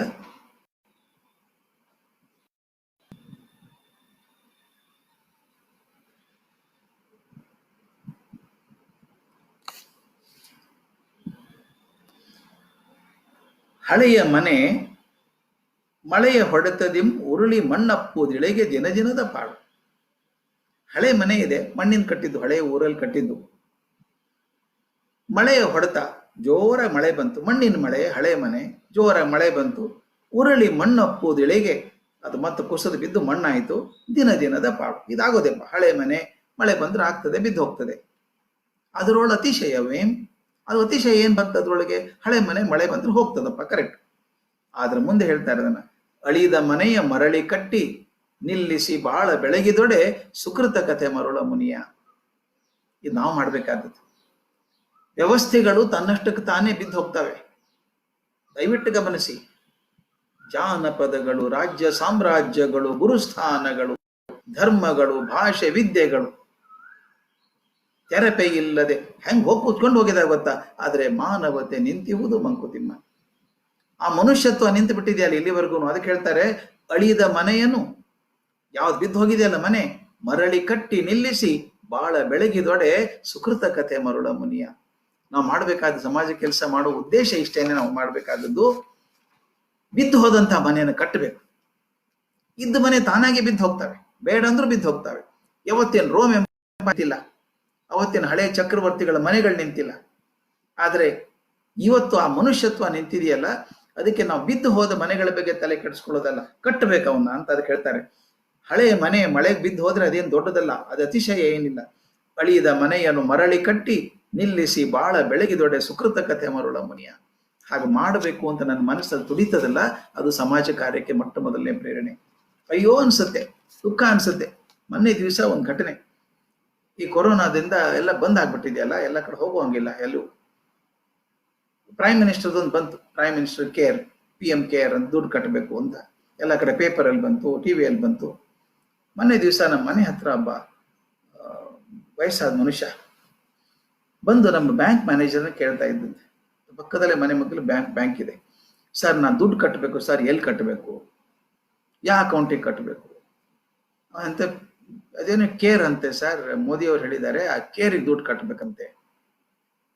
ಹೌದಾ, ನೀ ಕಟ್ತೀಯಾ? ಅವ್ನು ನೋಡಿದ್ರೆ ಅವ್ನು ಗೊತ್ತಾಗುತ್ತೆ, ಕೂಲಿ ಅವನು ಇರ್ಬೇಕು ಅಂತ ಅನ್ಸುತ್ತೆ ನೋಡಿದಾಗ. ಅವ್ನು ಹೇಳ್ದ, ಇಡೀ ದಿವಸ ನನ್ನ ಕಡೆ ಇರೋದು 12 ರೂಪಾಯಿ ಇದೆ ಸರ್, ನನ್ನ ಕಡೆಗೆ ಆ 12 ರೂಪಾಯಿ ಕಟ್ಬಿಡ್ಬೇಕು ಸರ್. ಅಲ್ಲೋ ನಿನಗೆ ನಾಳೆ ಏನು ಅಂತ, ನಾಳೆ ದೇವ್ರು ನೋಡ್ಕೋತಾನೆ ಸರ್, ಇವತ್ತು 12 ರೂಪಾಯಿ ಇದೆ ಸರ್, ಅದು ಉಳ್ಕೊಂಡ್ಬಿಡುತ್ತೆ ಸರ್, ಹಾಗೇನೆ ಮತ್ತೆ ನಾಳೆ ಏನೋ ಮಾಡ್ತೀನಿ ನಾನು, ಇವತ್ತು ಕಟ್ಬಿಡ್ಬೇಕು ಸರ್. ಆ ಮ್ಯಾನೇಜರ್ ನನಗೆ ಹೇಳ್ದ, ನನಗೆ ಆಶ್ಚರ್ಯ ಆಯ್ತು ಸರ್, ನನಗೆ ₹1,00,000 ಸಂಬಳ ಬರುತ್ತೆ, ಕೊಡ್ಬೇಕು ಅಂತ ಅನಿಸ್ಲಿಲ್ಲ. ಅವ್ನು ಇರೋದು 12 ರೂಪಾಯಿ, ಅವನಿಗೆ ರಾತ್ರಿ ಉಪವಾಸ ಮಾಡ್ಬೇಕು. ಅವ್ನು 12 ರೂಪಾಯಿ ಕೊಟ್ಬಿಟ್ರೆ ಏನೂ ಇಲ್ಲ ಅವನ ಕಡೆಗೆ. ಆದ್ರೆ 12 ರೂಪಾಯಿ ಪ್ರೈಮ್ ಮಿನಿಸ್ಟರ್ ಹೇಳಿದ್ದಾರೆ, ಒಳ್ಳೇದಾಗತ್ತೆ ಜಗತ್ತಿಗೆ ಅಂತ ಕಟ್ಬಿಡ್ತೀನಿ ಸರ್. ಇದು ಕಟ್ಟಬೇಕು ಅಂತ ಮನಸ್ಸಿದೆಯಲ್ಲ, ಇದನ್ನೇ ಹೇಳೋದವರು. ಅಳಿದ ಮನೆಯನ್ನು ಮರಳಿ ಕಟ್ಟಿ ನಿಲ್ಲಿಸಿ ಬಾಳ್ ಬೆಳಗಿದೊಡೆ ಸುಕೃತ ಕಥೆ ಮಂಕುತಿಮ್ಮ ಮರುಳ ಮುನಿಯ. ಅದರಿಂದ ಯಾರ ಮನಸ್ಸಿಗೆ ಹಂಗೆ ಬೇಕು ಅನ್ಸುತ್ತೋ ಆ ತಾತ್ಕಾಲಿಕವಾದ ಪ್ರೇರಣೆ ಆಗ್ತದೆ. ಆದ್ರೆ ಗುಂಡಪ್ಪನವ್ರು ಹೇಳ್ತಾರೆ, ಇದು ತಾತ್ಕಾಲಿಕ ಪ್ರೇರಣೆ ಅಷ್ಟೇ ಅಲ್ಲಪ್ಪ, ಜೀವನ ಧರ್ಮ ಆಗ್ಬೇಕು ಮನುಷ್ಯನಿಗೆ. ಮತ್ತೊಬ್ಬರಿಗೆ ಸೇವೆ ಮಾಡ್ತೀನಿ ಅನ್ನುವಂಥದ್ದು ಜೀವನ ಧರ್ಮ ಆಗ್ಬೇಕು.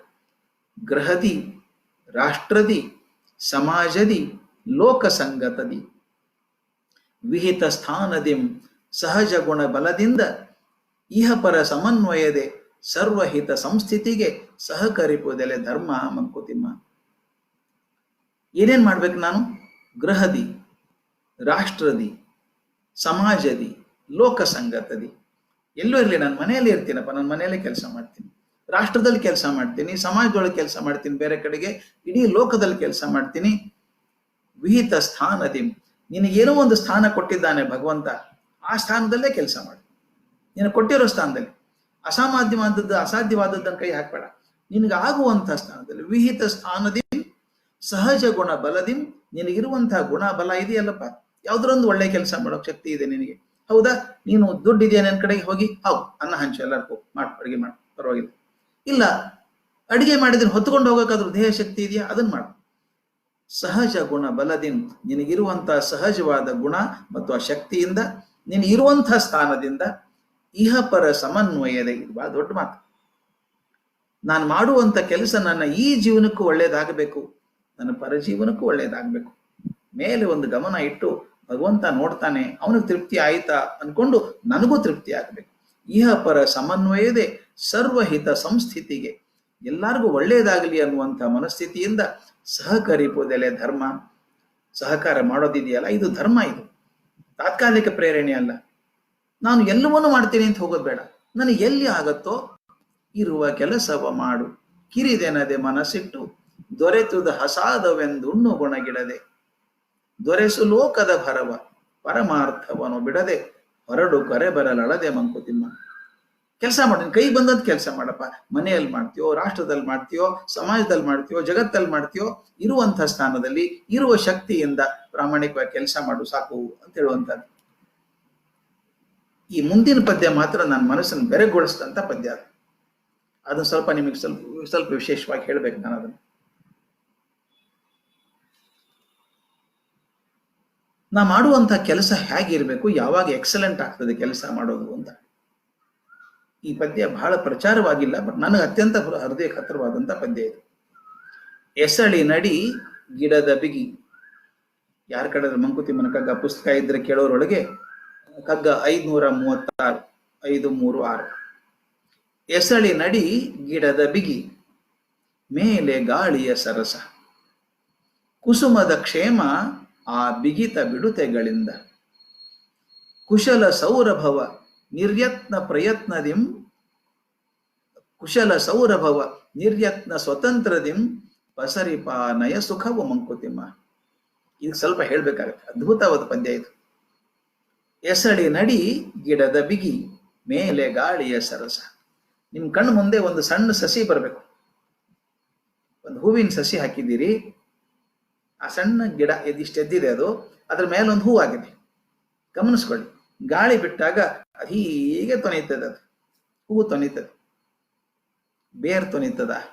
ಇಲ್ಲ, ಬೇರೆ ಗಟ್ಟಿ ಇರ್ತದೆ, ಮೇಲೆ ಅಲುಗಾಡುತ್ತೆ. ಅದನ್ನ ಹೇಳ್ತಾರೆ ಎಸಳಿ ನಡಿ. ಎಸಳಿದೆಯಲ್ಲ ಅಡಿ ಗಿಡದ, ಆ ಬೇರ್ ಬಹಳ ಬಿಗಿಯಾಗಿದೆ ಅದು. ಮೇಲೆ ಗಾಳಿಯ ಸರಸ, ಮೇಲೆ ಗಾಳಿಯಿಂದ ಅಲುಗಾಡ್ತಾ ಇದೆ ಅದು. ಕುಸುಮದ ಕ್ಷೇಮ ಆ ಬಿಗಿತ ಬಿಡುತಗಳಿಂದೆ. ಈ ಹೂವು ಭದ್ರವಾಗಿರೋದು ಅದರಿಂದ ಗೊತ್ತಾ? ಆ ಕೆಳಗಡೆ ಬಿಗಿಯಾಗಿದೆ, ಮೇಲೆ ಸೆಟ್ಲ್ ಆಗಿರೋದ್ರಿಂದಾನೇ ಕ್ಷೇಮವಾಗಿದೆ. ಕಲ್ಪನೆ ಮಾಡ್ಕೊಳ್ಳಿ, ಬೇರೆ ಲೂಸ್ ಆಗಿದ್ರೆ, ಕೆಳಗಿನ ಬೇರೆ ಲೂಸ್ ಆಗ್ಬಿಟ್ಟು ಹೊರಗೆ ಬರ್ತಾ ಇದ್ರೆ ಮೇಲೆ ಬಿಗಿ ಇರೋಕ್ ಸಾಧ್ಯ ಇದೆ? ಇರೋಕ್ ಸಾಧ್ಯ ಇಲ್ಲ. ಬೇರೆ ಲೂಸ್ ಆಗ್ಬಿಟ್ರೆ ಒಣಗಿ ಹೋಗ್ಬಿಡುತ್ತೆ, ಒಂದು ಕ್ಷಣದಲ್ಲಿ ಒಣಗಿ ಹೋಗ್ಬಿಡುತ್ತೆ ಸಸಿ. ಅದು ಒಂದ್ ದಿವಸ ಇರಲ್ಲ. ಅದು ಬಿಗಿ ಇರಬೇಕು, ಬೇರ್ನಲ್ಲಿ ಬಿಗಿ ಇರಬೇಕು, ಮೇಲ್ ಸಡ್ಲ್ ಇರಬೇಕು. ಕುಶಲ ಸೌರಭವ ನಿರ್ಯತ್ನ ಸ್ವತಂತ್ರದಿ. ಹಾಗಿದ್ದಾಗ ಆ ಹೂವಿದೆಯಲ್ಲ, ತನ್ನ ವಾಸನೆಯನ್ನು ಹೆಂಗ್ ಕೊಡ್ತದೆ ಅಂತ. ನಿರ್ಯತ್ನ ಸ್ವತಂತ್ರದಿ, ಅದೇನು ಪ್ರಯತ್ನ ಮಾಡ್ಬೇಕಾಗಿಲ್ಲ. ಅದು ಹೂ ಹಂಗೆ ನಿಂತ್ಕೊಂಡಿದೆ, ಗಾಳಿ ತೊನೆದಾಗೆಲ್ಲ, ಗಾಳಿ ಬಂದಾಗಲೆಲ್ಲ ಅದು ಸೌರಭ ಹೋಗ್ತದೆ ಎಲ್ಲ ಕಡೆನು. ನಿರ್ಯತ್ನ ಸ್ವತಂತ್ರದಿಂ ಪಸರಿಪ ನಯ ಸುಖವ ಮಂಕುತಿಮ್ಮ. ಅದು ತನ್ನ ಸುಗಂಧವನ್ನು ಹಚ್ಚುತ್ತಲ್ಲ, ಎಷ್ಟು ನಯವಾಗಿ ಹಬ್ಸುತ್ತಲ್ಲ, ಅದು ಯಾವ ಪ್ರಯತ್ನವೂ ಇಲ್ಲದೆ ಹಬ್ಸುತ್ತಲ್ಲ, ಅದೇ ನಿಜವಾದ ಸುಖ ಅಂತ. ಇದು ನಮ್ಮ ಸಾಮಾಜಿಕ ಜೀವನಕ್ಕೆ ಹೋಲಿಸ್ಕೊಳ್ಳೋಣ ಸ್ನೇಹಿತರೆ. ನನಗೆ ಬಹಳ ಇಷ್ಟವಾದದ್ದು ಇದು. ಎಸಳಿ ನಡಿ ಗಿಡದ ಬಿಗಿ. ನಾನು ಯಾವುದೋ ಒಂದು ಕೆಲಸ ಮಾಡಬೇಕು, ಆ ಸೇವಾ ಕಾರ್ಯ ಅಂತ ಏನಿದೆಯೋ ಅದು ಬುಡದಲ್ಲಿ ಭದ್ರ ಆಗಿರ್ಬೇಕು. ಯಾವ ಬುಡ ಅದು? ಆ ಕೆಲಸದಲ್ಲಿ ನನಗಿರುವಂತಹ ನಂಬಿಕೆ ಮತ್ತು ಶ್ರದ್ಧೆ, ಅಯ್ಯೋ ಅದೇನೋ ಹೇಳಿದ್ದಾರೆ ಮಾಡ್ಬಿಡ್ರಿ, ಅದನ್ನೇನು ಮುಗಿಸ್ಬಿಡ್ರಪ್ಪ, ಅದು ಆಗೋಕ್ ಸಾಧ್ಯವೇ ಇಲ್ಲ, ಒಳ್ಳೆ ಕೆಲಸ ಆಗೋಲ್ಲ. ಆ ಮಾಡೋ ಕೆಲಸದಲ್ಲಿ ಬೇರ್ನಲ್ಲಿ, ಬೇರು ನಂಬಿಕೆ, ಆ ನಂಬಿಕೆ ಶ್ರದ್ಧೆ ಇದೆಯಲ್ಲ, ಅದು ಗಟ್ಟಿಯಾಗಿರ್ಬೇಕದು, ಅದು ಸಡ್ಲಾಗಿರ್ಬಾರ್ದು. ಎಸಳಿ ನಡಿ ಗಿಡದ ಬಿಗಿ, ಆ ನಂಬಿಕೆ ಮತ್ತು ಆ ಶ್ರದ್ಧೆ ಬಿಗಿಯಾಗಿರ್ಬೇಕು. ಮೇಲೆ ಗಾಳಿಯ ಸರಸ, ನಿಮ್ಮ ಮನಸ್ಸು ವಿಸ್ತಾರವಾಗಿರ್ಬೇಕು, ಹಗುರವಾಗಿರ್ಬೇಕು. ಮನಸ್ಸು ಬಿಗಿ ಆಗ್ಬಾರ್ದು, ಮನಸ್ಸು ಸಡ್ಲಾಗಿರ್ಬೇಕು, ವಿಸ್ತಾರವಾಗಿರ್ಬೇಕು, ಹಾಗೆ ಹಗುರಾಗಿರ್ಬೇಕು. ಮನಸ್ಸು ಬಿಗಿಯಾಗಿ ಬೇರು ಲೂಸ್ ಆದ್ರೆ, ಶ್ರದ್ಧೆ ಕಮ್ಮಿ ಆದ್ರೆ ಯಾವ ಕೆಲಸವೂ ಆಗುದಿಲ್ಲ. ಶ್ರದ್ಧೆ ಬಲವಾಗಿರ್ಬೇಕು, ಮನಸ್ಸು ವಿಸ್ತಾರವಾಗಿರ್ಬೇಕು, ಹಗುರವಾಗಬೇಕು. ಹಾಗಿದ್ದಾಗ ಏನಾಗ್ತದೆ ಅದಕ್ಕೆ ಹೇಳ್ತಾರೆ ಅವರು, ಕುಸುಮದ ಕ್ಷೇಮ ಆ ಬಿಗಿತ ಬಿಡುತಗಳಿಂದ. ಆ ಹೂವಿನ ಕ್ಷೇಮ ಇರೋದು ಆ ಬಿಗಿ ಮತ್ತು ಸಡ್ಲುಗಳ ಇರೋದ್ರಿಂದ. ಹಾಗೆ ನಮ್ಮ ಸೇವಾ ಕೂಡ ಚೆನ್ನಾಗಿ ಆಗೋದು ಕೆಳಗಿನ ಶ್ರದ್ಧೆಯ ಬಿಗಿ ಮತ್ತು ಮೇಲಿನ ಮನಸ್ಸಿನ ಸರಸ, ಎರಡರಿಂದ ನಾನು ಸೇವಾ ಕಾರ್ಯ ಚೆನ್ನಾಗಿ ಆಗುವಂಥದ್ದು. ಮುಂದೆ ನಿರ್ಯತ್ನ ಸ್ವತಂತ್ರ ಅಂತ ನಮ್ಮಲ್ಲಿ ಯಾವಾಗಲೂ ಹೇಳ್ತೀವಿ, ನಾವು 4 ಹಂತಗಳಲ್ಲಿ ಪ್ರೋಗ್ರೆಸ್ ಆಗ್ತೀವಿ ನಮ್ಮ ಕೆಲಸದೊಳಗೆ ಅಂತ. 4 ಹಂತದೊಳಗೆ ಮೊದಲೇ ಹಂತ, ವಿ ಆರ್ ಅನ್ಕಾನ್ಶಿಯಸ್ಲಿ ಇನ್ಕಾಂಪಿಟೆಂಟ್, ಅರಿವಿಲ್ಲದ ಅಸಮರ್ಥತೆ ಅಂತ. ಇನ್ಕಾಂಪಿಟೆಂಟ್, ನಮ್ಗೆ ಅಸಮರ್ಥತೆ ಇದೆ, ಆದ್ರೆ ಅದು ಅಸಮರ್ಥತೆ ಇದೆ ಅಂತೂ ಗೊತ್ತಿಲ್ಲ ನಮ್ಗೆ.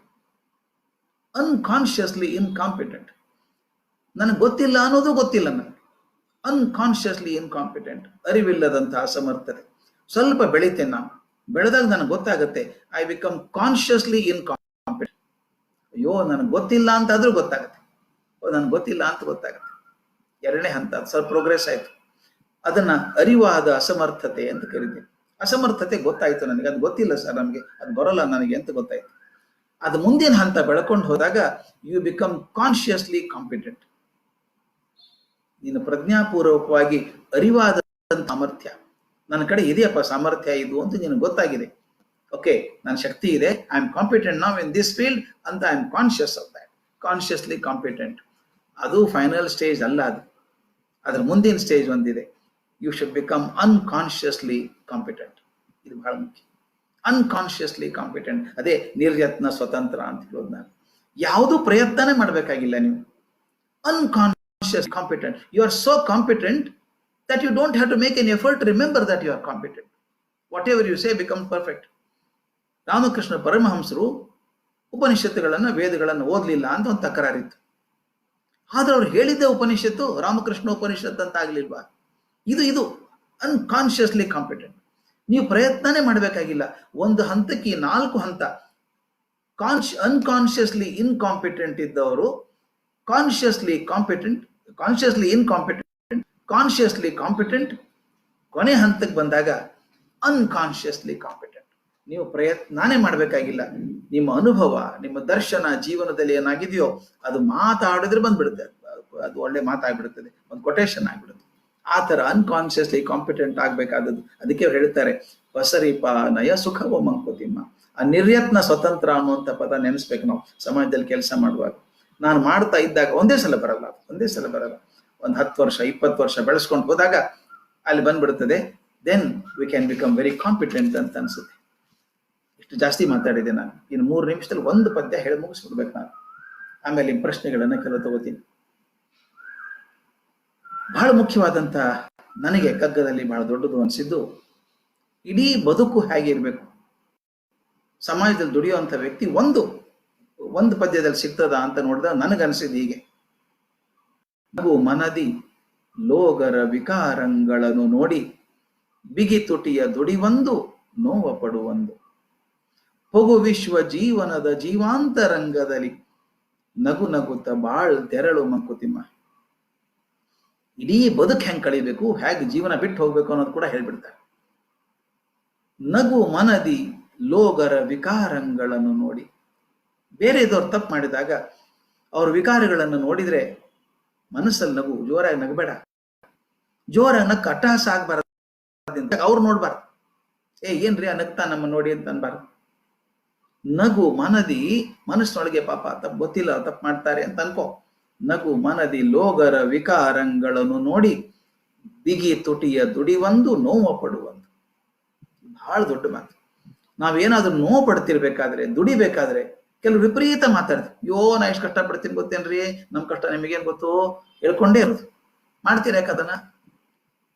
ನಾನು ಹೇಳುದು ದಿಸ್ ಜಾಯ್ಫುಲ್ ಸಫರಿಂಗ್ ಅದು. If you want to do something honestly, you want to do something with your own heart, it is joyous suffering. ಸಂತೋಷ ಪಡ್ಬೇಕು, ಅದು ನೋವಾಗುತ್ತೆ, ಇಲ್ಲಂತಲ್ಲ. ಅದಕ್ಕೆ ಹೇಳ್ತಾರೆ, ಬಿಗಿ ತುಟಿಯ ದುಡಿವೊಂದು, ನೋವು ಪಡುವೊಂದು. ಕೆಲಸ ಮಾಡುವಾಗ ತುಟಿ ಬಿಗಿ ಹಿಡಿ, ಮಾತಾಡ್ಬೇಡ ಬಹಳಷ್ಟು ದುಡಿದಿದ್ದೀನಿ ಅಂತ. ಮತ್ತೆ ಇನ್ನೊಂದು, ಅಯ್ಯೋ ನನ್ನ ನೋವಾಯ್ತು, ಎಷ್ಟು ನೋವಾಯ್ತು ಗೊತ್ತಾ, ಎಷ್ಟು ಕಷ್ಟ ಆಯ್ತು ಗೊತ್ತಾ, ಯಾಕೆ ಹೇಳಿ ಬೆಳ್ಬೇಡಿ ಅದನ್ನ. ಅದಕ್ಕೊಂದು ಮಾತಿದೆ, as a social worker leads, ಅದಕ್ಕೆ ಹೇಳ್ತಾರೆ, leaders don't complain and those who complain are not leaders. If you start complaining, ಅದಿಲ್ಲ ಇದಿಲ್ಲ, you are suppose to solve the problem man, you can go on complaining. ಅದಕ್ಕೆ ಹೇಳ್ತಾರೆ ಅದನ್ನ, ನಗು ಬಿಗಿ ತುಟಿಯ ದುಡಿವೊಂದು, ನೋವು ಪಡುವೊಂದು. ದೂರ ಕೂತ್ಕೊಂಡ್ಬಿಡಬೇಡ, ಜಗತ್ತಿನ ನೋವಾಯ್ತು, ನನ್ನ ಮನಸ್ಸಿಗೆ ನೋವಾಯ್ತು ಅಂತ. ಹೋಗು ವಿಶ್ವ ಜೀವನದ ಜೀವಾಂತರಂಗದಲ್ಲಿ, ಈ ವಿಶ್ವ ಜೀವನದ ಅಂತರಂಗದೊಳಗೆ ಹೋಗಪ್ಪ, ನೀನು ಭಾಗವಹಿಸೋದ್ರೊಳಗೆ. ನಗು ನಗುತ್ತ ಬಾಳ್ ತೆರಳ್ ಮಂಕುತಿಮ್ಮ, ನಗನಗ್ತಾ ಬದುಕಬೇಕಂತೆ, ಹೋಗುವಾಗ ನಗನಗ್ತಾ ಹೋಗ್ಬೇಕಂತೆ. ಇದು DVC ಕಂಡರಿಸಿದಂತ ಆದರ್ಶ. ಅವ್ರದೊಂದು ಜ್ಞಾನ ರಾಶಿಯೊಳಗೆ ನಾನು ಒಂದು ಚಮಚ ಹಿಡ್ಕೊಂಡ್ ಬರೋಕ್ ಪ್ರಯತ್ನ ಮಾಡಿದೆ. ಹೇಳ್ತಾ ಹೋದ್ರೆ ಇಡೀ ದಿವಸ ಹೇಳ್ಕೊಂಡು ಹೋಗ್ಬೋದು ಗಾಂಧಿ DVC ಬಗ್ಗೆ. ಅವ್ರ ಕಗ್ಗ ಆಗ್ಬೋದು, ಅವ್ರ ಮರುಳ ಮುನಿಯ ಆಗ್ಬೋದು, ಅವ್ರ ಕಾವ್ಯಗಳಾಗ್ಬೋದು, ಅವ್ರ ನಾಟಕಗಳಾಗ್ಬೋದು. ದಯವಿಟ್ಟು ನಾನು ನಿಮ್ಮಲ್ಲಿ ಬೇಡ್ಕೊಳ್ಳೋದಿಷ್ಟೇನೆ, ಆ ಸಾಹಿತ್ಯವನ್ನ ಚೆನ್ನಾಗಿ ಓದಿ. ಕವ್ಯ ಓದೋದು ಕಷ್ಟ ಆಗ್ತಿದ್ರೆ ಅವರ ಇದನ್ನು ಓದ್ಬಿಡ್ರಿ, ಜ್ಞಾಪಕ ಚಿತ್ರ ಶಾಲೆ ಓದ್ರಿ. ಎಂತ ಅದ್ಭುತ ಘಟನೆಗಳು ಬರೆದಿದ್ದಾರೆ ಜೀವನಕ್ಕೆ. ಅವ್ನು ಓದಿದಾಗೆಲ್ಲ ನಮ್ಗೆ ಸ್ಫೂರ್ತಿ ಸಿಗ್ತದೆ, ಸಮಾಜದಲ್ಲಿ ಇನ್ನೂ ಹುಮ್ಮಸ್ಸಿನಿಂದ ಕೆಲಸ ಮಾಡಬೇಕು ಅಂತ ಆಸೆ ಬರ್ತದೆ. ಇಷ್ಟು ಹೇಳಿ ಮಾತು ನಿಲ್ಲಿಸ್ತೇನೆ. ಕೆಲವು ಪ್ರಶ್ನೆಗಳನ್ನ ಕೆಲವು ನೋಡ್ತಾ ಇದ್ದೆ ನಾನು. I don't know how to see that. Yes, ಕೆಲವೊಂದು ಪ್ರಶ್ನೆ ನೋಡಿದೆ ನಾನು. ಒಂದು ಸ್ಟ್ರಾಂಗ್ ಕ್ವಶನ್ ಕೇಳಿದಾರೆ ಒಬ್ಬರು, ಬಹಳ ಒಳ್ಳೆ ಪ್ರಶ್ನೆ ಕೇಳಿದ್ದಾರೆ. ಅನ್ಯಾಯಿಗಳನ್ನು ವಿರೋಧಿಸಬೇಕು ಅಥವಾ ಸಹಿಸಿಕೊಂಡು ಸುಮ್ಮನೆ ಇರ್ಬೋದು? ಅನ್ಯಾಯ ಸಹಿಸಿಕೊಂಡು ಸುಮ್ಮನೆ ಇರಬಾರ್ದು. ಅನ್ಯಾಯ ಸಹಿಸಿಕೊಂಡು ಸುಮ್ಮನಿದ್ದರೆ ನೀವು ಅನ್ಯಾಯದಲ್ಲಿ ಭಾಗಿಯಾದ ಹಾಗೆ, ಮತ್ತೊಂದೇನು ಇಲ್ಲ. ಅನ್ಯಾಯವೇ ಅದು. ಅನ್ಯಾಯದ ವಿರುದ್ಧ ನಾವು ಹೇಳಬೇಕಾದದ್ದೇ. ಹೇಳದೆ ಹೋದ್ರೆ, ಸುಮ್ಮನೆ ಕೂತ್ಕೊಂಡ್ರೆ, ಒಂದು ಮಾತು ಹೇಳ್ಬಿಡ್ತೀನಿ ಸ್ನೇಹಿತರೆ, ಬಹಳ ಒಳ್ಳೆ ಮಾತಿದು. 2ನೇ ಮಹಾಯುದ್ಧ ಆದ್ಮೇಲೆ ರೂಸ್ವೆಲ್ಟ್ ಕೇಳಿದ್ರಂತೆ, ಪ್ರೆಸಿಡೆಂಟ್ ಆಫ್ ಅಮೆರಿಕಾ, ಒಳ್ಳೆ ಪ್ರಶ್ನೆ, who was responsible for the second world war? 2ನೇ ಮಹಾಯುದ್ಧಕ್ಕೆ ಕಾರಣ ಯಾರು ಅಂತ. ಎಲ್ಲೊಂದು ಇದೇನು ದೊಡ್ಡ ಪ್ರಶ್ನೆ ಇದೆ, ಎಲ್ರಿಗೂ ಗೊತ್ತಲ್ಲ. ಹಿಟ್ಲರ್ ಅಂತ ಹೇಳಿದ್ರಂತೆ. ಅವ್ರು ಹೇಳ್ತ, no, Hitler was not responsible for second world war. We are responsible because we saw the evil growing and tolerated it ಅಂತ. ಅವನು ಎಲ್ಲೋ ಆರ್ಮಿಯಲ್ಲಿ ಸೋಲ್ಜರ್ ಆಗಿದ್ದ, ಸಾರ್ಜೆಂಟ್ ಆಗಿದ್ದ ಅವನು. ಆವಾಗಲೇ ಹೊಸ ಇಂಥ ಅಸಾಧ್ಯ ಕ್ರೌರ್ಯ ಆಗ್ತಾ ಇರಲಿಲ್ಲ. ಅದನ್ನ ನಾವು ತಡ್ಕೊಂಡ್ವಿ, ತಡ್ಕೊಂಡದಕ್ಕೆ ಉತ್ಸಾಹ ಸಿಕ್ತದಕ್ಕೆ ದೊಡ್ಡದಾಗಿ ಬೆಳೀತು. ಅನ್ಯಾಯಿಗಳನ್ನ ಕಂಡಾಗ ಖಂಡಿತ ವಿರೋಧ ಮಾಡ್ಲೇಬೇಕು. ಅದು ಅನ್ಯಾಯ ಅಂತ ಗೊತ್ತಾಗ್ಬೇಕು, ವಿರೋಧ ಮಾಡ್ಬೇಕು, ಸುಮ್ಮನೆ ಇರಬಾರ್ದು.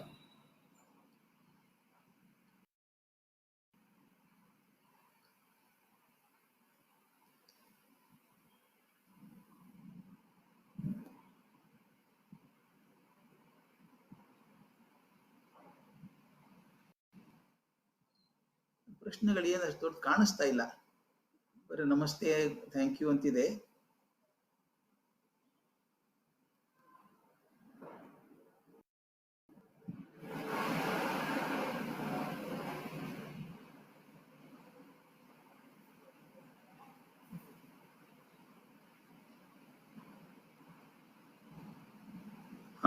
ಇದು ಚೆನ್ನಾಗಿ ಒಂದು ಪ್ರಶ್ನೆ ಇದೆ. ನಮಗೆ ಅಧಿಕಾರ ಚಲಾಯಿಸುವುದು ಮಾತ್ರ ಬೇಕು, ಕರ್ತವ್ಯ ನಿಭಾಯಿಸುವುದು ಬೇಕಿಲ್ಲ ಎನ್ನುವರ ಜೊತೆಗೆ ಹೇಗೆ ವ್ಯವಹರಿಸಬೇಕು? ಅಧಿಕಾರದಿಂದ ಕೆಳಗಿಳಿಸ್ಬೇಕಷ್ಟೇನೆ, ಮತ್ತೊಂದೇನಿಲ್ಲ. ಅಧಿಕಾರ ಶಾಶ್ವತ ಅಲ್ಲ ಅನ್ನೋ ಎಲ್ಲರೂ ಗೊತ್ತಿದೆ. ಆದ್ರೆ ಅಧಿಕಾರದಲ್ಲಿ ಕುಳಿತುಕೊಂಡ್ರೆ ಅದು ಶಾಶ್ವತ ಅಂತ ತಿಳ್ಕೊಂಡಿರ್ತಾರೆ. ನಾನು ಹಂಗ್ ಮಾಡ್ಬಿಡ್ತೀನಿ, ಹಿಂಗ್ ಮಾಡ್ಬಿಡ್ತೀನಿ ಅಂತ. ಹೆಸರು ಹೇಳೋದು ಬೇಡ. ಒಬ್ರು ಮಂತ್ರಿಗಳಿದ್ರು, ನನ್ನ ಹತ್ರ ಬಂದು ಹೇಳ್ತಾ ಇದ್ರು, 1 ವರ್ಷದಲ್ಲಿ 5,000 ಮಾಡ್ಬಿಡ್ತೀನಿ, 5,000 ಸರಿ ಮಾಡ್ತೀನಿ ಅಂದ್ರು. ನಾ ಹೇಳಿದೆ, ಸ್ವಾಮಿ ಇರೋದೇ 1 ವರ್ಷ, ನಿಮ್ಗೆ 1 ವರ್ಷದಲ್ಲಿ 5,000 ಶಾಲೆ ನೋಡಕ್ಕಾಗಲ್ಲ ನಿಮ್ಗೆ ಸರಿ ಮಾಡೋದು ಅಂತ ಬಿಡಿ. ಯಾಕೆ ಹೇಳ್ತೀನಿ ಅಂದ್ರೆ, ಅವ್ರಿಗೆ ಅನಿಸಿದ್ದು 1 ವರ್ಷ ಶಾಶ್ವತತೆ ಅನ್ಕೊಂಡ್ಬಿಟ್ಟಿದ್ರು. ಇಂದ್ರನಿಗೆ ಬರುತ್ತಂತೆ ಭಯಗಳು, ಯಾರೋ 100 ಹೆಜ್ಜೆ ಮಾಡಿದ್ರೆ ನನ್ನ ಜಾಗ ಹೋಗ್ಬಿಡುತ್ತೆ ಅಂತ ಒಂದು ಭಯ ಇದೆ ಅಂತ. ಅದು ಇವ್ರಿಗೆ ಭಯ ಇಲ್ಲ. ನಾನು ಹೇಳುದು, ಅಧಿಕಾರ ಚಲಾಯಿಸೋದೇ ಒಂದು ಮುಖ್ಯ ಆಗಿದ್ರೆ, ಇಲ್ಲ ಅಂದ್ರೆ ಕರ್ತವ್ಯವಿಲ್ಲದ ಅಧಿಕಾರ ಇಲ್ಲ. ಕರ್ತವ್ಯಕ್ಕೋಸ್ಕರ ಅಧಿಕಾರನೇ ಹೊರತಾಗಿ ಅಧಿಕಾರದಿಂದ ಕರ್ತವ್ಯ ಅಲ್ಲ.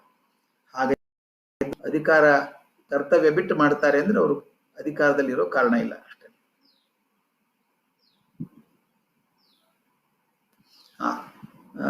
DVC ಅವರು ತಮಗೆ ಕೊಟ್ಟ ದುಡ್ಡನ್ನೇ ಬಳಸುತ್ತಿರಲಿಲ್ಲ. ಆದರೆ ಈಗ ಸಾರ್ವಜನಿಕರ ದುಡ್ಡನ್ನ ಕೊಳ್ಳೆ ಹೊಡೆಯೋದೇ ಹಲವರ ಕಾಯಕ ಆಗಿದೆ. ನಮ್ಮ ದೇಶ ಸಮಾಜ ತಪ್ಪಿದ್ದೆಲ್ಲಿ? ಬಹಳ ಬ್ಯೂಟಿಫುಲ್ ಕ್ವಶನ್ ರಾಘವೇಂದ್ರ ಹೆಬ್ಬಾರ್ ಅನ್ನೋರು ಕೇಳಿದ್ದಾರೆ. ಬಹಳ ಒಳ್ಳೆ ಪ್ರಶ್ನೆ. ಇದಕ್ಕೊಂದು ಕಾರಣ ಹೇಳ್ಬಿಡ್ತೀನಿ. ಇದು ಅನ್ಎಕ್ಸ್ಪೆಕ್ಟೆಡ್ ಅಲ್ಲ ನನ್ನ ಪ್ರಕಾರ. ಇದೊಂದು ಮಾತು ಒಂದು 2 ನಿಮಿಷ ಹೇಳ್ಬೋದಾ ನಾನು, ವೆಂಕಟೇಶ್ ಮೂರ್ತಿ ಅವರೇ? I can do that. ಇದು ದಯವಿಟ್ಟು ಗಮನಿಸಿ. ಕಾಲ ಕಾಲಕ್ಕೆ ಕಣ್ಣು ಮುಂದೆ ಮಾದರಿಗಳು ಬರ್ತವೆ. ಒಂದೊಂದು ಕಾಲಕ್ಕೆ ಒಂದೊಂದು ಮಾದರಿ ಬರ್ತದೆ. ಆಗ ಬದುಕಿದಂಥವ್ರು ಎಲ್ಲರೂ ಆ ಮಾದರಿನ ಅನುಸರಿಸಕ್ ಹೋಗ್ತಾರೆ. ಉದಾಹರಣೆಗೆ ವೇದ ಕಾಲದಲ್ಲಿ ನಮಗೆ ಮಾದರಿ ಯಾರಾಗಿದ್ರು?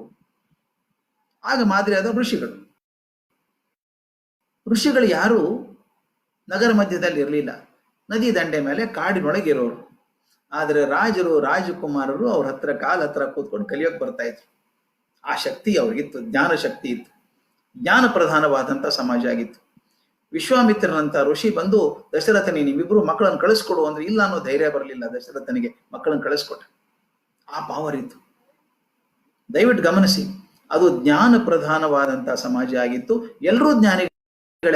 ಅದ್ಯಾಕೆ ನಮ್ಮ 4 ಆಶ್ರಮಗಳಲ್ಲಿ ಸನ್ಯಾಸಾಶ್ರಮ ಮುಖ್ಯ. ಎಲ್ಲರೂ ಸನ್ಯಾಸಿಗಳೇ ಆಗ್ಬಿಡ್ತಿದ್ರು ಕೊನೆಗೆ, ಜ್ಞಾನ ಪಡ್ಕೊಳ್ಳೋಕೆ ಹೋಗ್ಬೇಕು ಅಂತ. ಸ್ವಲ್ಪ ಮುಂದೆ ಬನ್ನಿ, ಭಾರತದಲ್ಲಿ ವೇದ ಕಾಲ ಬಿಟ್ಟು ಮಹಾಭಾರತ ಕಾಲಕ್ಕೆ ಬನ್ನಿ. ಮಹಾಭಾರತ ಕಾಲಕ್ಕೆ ನಮ್ಮ ಹೀರೋಸ್ ಯಾರ್ಯಾರು? Who are the heroes of Mahabharata? Bhishma, Drona, Ashwatthama, Kripacharya, Arjuna, Bhima, Karna, all warriors. ಎಲ್ಲ ಯುದ್ಧ ಪ್ರಿಯರೇ ಎಲ್ಲರೂ. ನಮ್ಮ ಬ್ರಾಹ್ಮಣ ದ್ರೋಣಾಚಾರ್ಯ ಏನ್ ಮಾಡ್ತಿದ್ರು? ಕಲಿಸ್ತಿಲ್ಲ, ವೇದ ಕಲಿಸ್ತಿಲ್ಲ, ಯುದ್ಧನ ಕಲಿಸಿ ಯುದ್ಧ ಕಲೆ ಕಲಿಸಿದ್ರು. ಕೃಪಾಚಾರ್ಯ ಗುರುಪುರೋಹಿತರು. ಅದ್ಯಾಕೆ? ಕಾಡಲ್ಲಿ ಕುಳಿತಂತ ಏಕಲವ್ಯ ಅವನು ಅರ್ಜುನನಂಗೆ ಆಗ್ಬೇಕಂತ ಹೋದ್ನೇ ಹೊರತಾಗಿ ವೇದವ್ಯಾಸರಂಗ ಆಗ್ತೀನಿ ಅನ್ಲಿಲ್ಲ. ವೇದವ್ಯಾಸರು ಇದ್ರ ಅವಾಗ, ಅವ್ರಂಗ ಆಗ್ತೀನಿ ಅನ್ಲಿಲ್ಲ. ಯಾಕಂದ್ರೆ ಅದು ಶೌರ್ಯ ಪ್ರಧಾನವಾದಂತ ಸಮಾಜ ಆಗಿತ್ತು. ಎಲ್ಲರೂ ಶೂರರಾಗ್ಬೇಕು ಅಂದ್ರೆ ಜ್ಞಾನ ಪ್ರಧಾನವಾದಂತ ಸಮಾಜ ಹಿಂದೆ ಹೋಗಿ ಶೌರ್ಯ ಪ್ರಧಾನವಾದಂತ ಸಮಾಜ ಮುಂದೆ ಬಂತು. ಅಷ್ಟು ದೂರ ಬೇಡ. ಸ್ವಾತಂತ್ರ್ಯ ಪೂರ್ವದಲ್ಲಿ ನಮ್ಗೆ ಯಾರು ನಾಯಕರಾಗಿದ್ದವರು? ಗಾಂಧಿ, ಪಟೇಲ್, ಭಗತ್ ಸಿಂಗ್, ರಾಜ್ಗುರು, ಅವರೆಲ್ಲ ದೊಡ್ಡವರು. ಬಂದಾಗ ಮೈ ಬಿಸಿ ಆಗೋದು. ನಮ್ಮ ತಂದೆ ಹೇಳೋರು ಸಣ್ಣವ್ರದಾಗ ಪ್ರಭಾತ್ ಪೇರಿ ಏನ್ ಮಾಡೋರು, ನಾವೆಲ್ಲ ಹೋದವರು ಪ್ರಭಾತ್ ಪೇರಿಗೆ ಅಂತ. ಹೋದಾಗ ಒಂದೇ ಮಾತ್ರಂ ಹೇಳ್ಕೊಂಡು ಹೋದಾಗ ಏನು ಉತ್ಸಾಹ ಆವೇಶ ಬರೋದು ಗೊತ್ತಾ? ಪ್ರತಿಯೊಬ್ಬ ಮನುಷ್ಯ ಒಂದೇ ಮಾತ್ರಂ ಅಂತಿದ್ದ. ಸ್ವಾತಂತ್ರ್ಯ ಪ್ರೇಮ ಇತ್ತು. ಅದಕ್ಕೆ ಯಾರಾದ್ರು ಕರೆ ಕೊಟ್ಟರೆ ದೇಶಕ್ಕೋಸ್ಕರ ಎಲ್ಲರೂ ತ್ಯಾಗ ಮಾಡಿ ಹೋಗ್ಬಿಟ್ರು. ಆಗ ದೇಶ ಪ್ರೇಮ ಅನ್ನೋದು ಮಾದರಿ ಆಗಿತ್ತು. ಎಲ್ಲರೂ ದೇಶ ಪ್ರೇಮಿಗಳಾಗ್ತಾ ಇದ್ರು. ಆದರೆ ದುರ್ದೈವದಿಂದ ಸ್ವಾತಂತ್ರ್ಯ ಬಂದ ಮೇಲೆ ಸ್ವಲ್ಪ ವರ್ಷಗಳ ನಂತರ ಹಣ ಮಾದರಿ ಆಗ್ತು. ಒಬ್ಬ ಶ್ರೀಮಂತ ಮನುಷ್ಯ ಮಾದರಿಯಾದ. ಶ್ರೀಮಂತ ಮನುಷ್ಯ ಮಾದರಿ ಆದ ತಕ್ಷಣ ಇಲ್ಲಿ ಬದುಕಿರೋರಂಥ ಎಲ್ಲರೂ ನಾವು ಶ್ರೀಮಂತರಾಗಬೇಕು, ಎಷ್ಟು ಸಾಧ್ಯ ಇದೆಯೋ ಅಷ್ಟು ಜಾಸ್ತಿ ಗಳಿಸ್ಬೇಕು, ಎಷ್ಟು ಸಾಧ್ಯ ಇದೆಯೋ ಅಷ್ಟು ಬೇಗ ಗಳಿಸ್ಬೇಕು, ಮತ್ತೆ ಹೇಗಾದ್ರೂ ಗಳಿಸ್ಬೇಕು. ಇದು ಕಡೆ ಡೇಂಜರಸ್ ಇದು. somehow become a rich man. somehow ಅಂದಾಗ it is always at the cost of values. ಮೌಲ್ಯಗಳ ಬಲಿ ತಗೊಂಡೇ ಮಾಡೋದು. ಎಲ್ಲರೂ ದುಡ್ಡು ತಗೋಬೇಕು ಅಂತ ಇದು ಹುಚ್ಚೆತ್ಬಿಟ್ಟಿದೆ ಎಲ್ಲರಿಗೂ. ನಾವು ರಾಜಕಾರಣಿಗಳು ಹೇಳ್ತೀವಿ, ಕ್ರಿಕೆಟರ್ಸ್ ಹೇಳ್ತೀವಿ, ಸ್ಟಾರ್ಸ್ ದುಡ್ಡಿನಿಂದ ಯಾಕೆ ಹೋಗ್ತಾರೆ? ಒಂದು ತಿಳ್ಕೊಳ್ಳಿ ಸ್ನೇಹಿತರೆ, ಈ ದುಡ್ಡಿನ ಹಪಹಪಿ ಇದೆಯಲ್ಲ, ಇದು ಅನಾರೋಗ್ಯದ ಲಕ್ಷಣ. ಅನಾರೋಗ್ಯದ ಲಕ್ಷಣ ಇದು. ಅನಾರೋಗ್ಯದ ಲಕ್ಷಣ ಯಾಕೆ ಹೇಳಿ? ತಿಳ್ಕೊಳ್ಳಿ. ಒಂದು ಸಿಂಪಲ್ ಎಕ್ಸಾಂಪಲ್ ಹೇಳ್ತೀವಿ. ಒಂದು ಕಾಲು ಮುರಿಯಿತು ಅಂತ ಕ್ರಿಕೆಟರ್ ಕಾಲು ಮುರಿದ್ರೆ ಕ್ರಿಕೆಟ್ ಹೋಯ್ತು, ಅವ್ನು ದುಡ್ಡಿನ ಗಳಿಕೆ ನಿಂತು ಹೋಯ್ತು ಅವ್ನು. ಅದಕ್ಕೆ ಇರುವಷ್ಟು ದಿವಸ ಚೆನ್ನಾಗಿ ದುಡ್ಡು ಮಾಡ್ಕೊಂಬೋಣ. IPL PPL ಯಾವುದೋ ಮಾಡ್ಕೊಳ್ಳೋಣ, ದುಡ್ಡು ಮಾಡ್ಬೇಕು. ರಾಜಕೀಯದ್ದು ಹಾಗೇನೆ. ಇಲೆಕ್ಷನ್ ಸೋತ್ಬಿಟ್ರೆ ಅದಕ್ಕೆ ಆಗ್ಲಿ ಇನ್ನೊಂದು 4 ಎಲೆಕ್ಷನ್ ಆಗುವಷ್ಟು ಕೂಡ ಇಟ್ಕೊಳ್ಳೋಣ. ಈಗೇನೆ ಸಿನಿಮಾ ಸ್ಟಾರ್ 1-2 ಸಿನಿಮಾ ಫ್ಲಾಪ್ ಆದ್ರೂ ಹೋಯ್ತಲ್ಲ ನಮ್ದು. ಅಂದ್ರೆ please remember, whenever there is insecurity, remember, insecurity ಬಂದಾಗ ಗ್ರೀಡ್ ಬರೋಕ್ ಶುರು ಆಗುತ್ತೆ. Greed is a byproduct of insecurity. Security ಇದ್ದವ್ರು ಯಾರು, ಇನ್ಸೆಕ್ಯೂರ್ ಇದ್ದವ್ರೇನೆ ಒದ್ದಾಡೋದು ದುಡ್ಡಿಗೋಸ್ಕರ. ಹೇಳಕ್ ಬರಲ್ಲ. ನೀವೇ ನಿಮ್ದೇ ನೋಡಿ ಸ್ವಭಾವ. ಮನೆಯಲ್ಲಿ 24 ಗಂಟೆ ಕುಡಿಯೋ ನೀರು ಬರ್ತದೆ ನಲ್ಲಿಯಲ್ಲಿ, 24 ಗಂಟೆ ಬ್ಯಾಕ್ಟೀರಿಯಾ ಫ್ರೀ ವಾಟರ್ ಅಂತ ಇಟ್ಕೊಳ್ಳಿ. ಯಾರಾದ್ರು ತುಂಬಿಟ್ಕೋತಾರ ನೀರು? ಯಾರೂ ತುಂಬಿಟ್ಕೊಳ್ಳಲ್ಲ. ಅಲ್ಲೇ ನೀರು ಕುಡಿದು ಗ್ಲಾಸ್ ಡಬ್ಬ ಹಾಕಿ ಬರ್ತೀವಿ ಮತ್ತೆ ನಾವು. ಆದ್ರೆ ಅದೇ ಒಂದು ಸರ್ಕ್ಯುಲರ್ ಬಂತು ಅಂತ ಇಟ್ಕೊಳ್ಳಿ, ಮುಂದಿನ 3 ದಿವಸ ನೀರು ಬರಲ್ಲ, ದಯವಿಟ್ಟು ಸಂಗ್ರಹಿಸಿಟ್ಕೊಳ್ಳಿ ಅಂದ್ಕೊಟ್ರೆ ಎಷ್ಟು ತುಂಬ್ಕೋತೀರಿ ನೀರು? 3 ದಿವ್ಸಕ್ಕೆ ಆಗುವಷ್ಟಲ್ಲ, 6 ದಿವ್ಸಕ್ಕೆ ಆಗುವಷ್ಟು ತುಂಬಿಸ್ಕೋತೀರಿ. ಯಾಕೆ ಹೇಳಿ? ಹೇಳಕ್ ಬರಲ್ಲ ರೀ, ಮತ್ತೆ ಮುಂದೆ ಮಾಡ್ಬಿಟ್ರೆ ಅಂತ ಬರ್ತದೆ. ಅದಕ್ಕೆ ಇನ್ಸೆಕ್ಯೂರಿಟಿ ಬ್ರೀಡ್ಸ್ ಟು ಗ್ರೀಡ್. ಇವತ್ತಿನ ಕಾಲ ಬಂದದ್ದು. ಹೇಗಾದ್ರೂ ಮಾಡಿ ಶ್ರೀಮಂತರ ಆಗ್ಬಿಡ್ಬೇಕು, ಹೇಗಾದ್ರೂ ಶ್ರೀಮಂತ ಆಗಬೇಕು ಅಂತಂದಾಗ ಸಮಾಜ ಹಾದಿ ತಪ್ಪಿದ್ದಲ್ಲಿ ಚಿಕ್ಕಾಗಿ ಹೊಡ್ಕೊಂಡ್ಬಿಡ್ರಿ ಅವಕಾಶ. ಈ ಕೊರೋನಾ ಗಲಾಟೆಯಲ್ಲೂ ಕೂಡ ದುಡ್ಡು ಮಾಡೋರಿದ್ದಾರೆ. ಮತ್ತೊಬ್ಬರಿಗೆ ತೊಂದರೆ ಆದ್ರೂ ಅಡ್ಡಿಲ್ಲ, ನಾವು ದುಡ್ಡು ಮಾಡ್ಕೊಂಬೇಡ, ಅವಕಾಶ ಸಿಕ್ಕಿದೆ ಅಂತ. ಇದು ಬರೋದೇ ಆದದ್ದು. ಆದ್ರೆ ಒಂದು ಸಂತೋಷ ಅಂದ್ರೆ ಈ ಯಾವ ಮಾದರಿನೂ ಪರ್ಮನೆಂಟ್ ಆಗಿ ಉಳ್ಕೊಳ್ಳಲ್ಲ, ಬದಲಾಗ್ತಾ ಇದೆ. ಈಗ ನಾವು ಆ ಕಾಲದಲ್ಲಿ ಹುಟ್ಟಿದೀವಿ ಅಂತ ಕಾಣಿಸುತ್ತೆ. ಇನ್ನೊಂದು 50 ವರ್ಷ ಹೋದ್ರೆ ಬಹುಶಃ ಮೌಲ್ಯ ಪ್ರಧಾನವಾದಂತ ಸಮಾಜ ಆಗ್ಬಹುದು. ಆಗ್ಲಿ ಅಂತ ನಮ್ಮ ಅಪೇಕ್ಷೆ.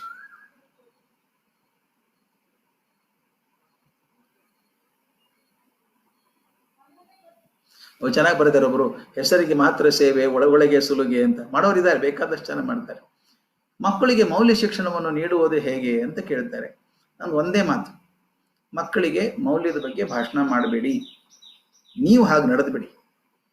ಮನೆಯಲ್ಲಿ ಅಪ್ಪ ಅಮ್ಮ ಮೌಲ್ಯದಿಂದ ನಡ್ಕೊಂಡ್ರೆ ಮಕ್ಕಳಿಗೆ ಮಾದರಿ ಆಗ್ಬಿಡುತ್ತೆ. Values are not taught, values are demonstrated. If you want your child to be honest, you should be honest first. ನಿಮ್ಮ ಮಕ್ಕಳು ಪ್ರಾಮಾಣಿಕ ಆಗ್ಬೇಕು, ಮೊದಲು ನಾವು ಪ್ರಾಮಾಣಿಕ ಆಗ್ಬೇಕು. ನಮ್ಮ ಮಕ್ಕಳು ಅವ್ರಿಗೆ ಮೋಸ ಮಾಡಬಾರ್ದು, ನಾನು ಮೊದಲು ಮೋಸ ಮಾಡಬಾರ್ದು. ನಾನು ಸುಳ್ಳು ಹೇಳದೆ ಹೋದ್ರೆ ಮಕ್ಕಳು ಸುಳ್ಳು ಹೇಳಲ್ಲ. ಅದರಿಂದ ಮಕ್ಕಳಿಗೆ ಮೌಲ್ಯ ಶಿಕ್ಷಣ ಕೊಡಬೇಕಾದ್ರೆ ಮೊದಲು ನಾವು ಮೌಲ್ಯದ ಹಾದಿಯಲ್ಲಿ ನಡೆದು ಹೋಗ್ಬೇಕು. ಒಬ್ಬ ದೊಡ್ಡ ಫಿಲಾಸಫರ್ ಹೇಳ್ತಾನೆ, don't ask your son to go on moon, don't ask your son to go on moon, you go first there and invite him ಅಂತ. ಅದರಿಂದ ಅದು ಮೌಲ್ಯಗಳನ್ನು ನಡೆದೇ.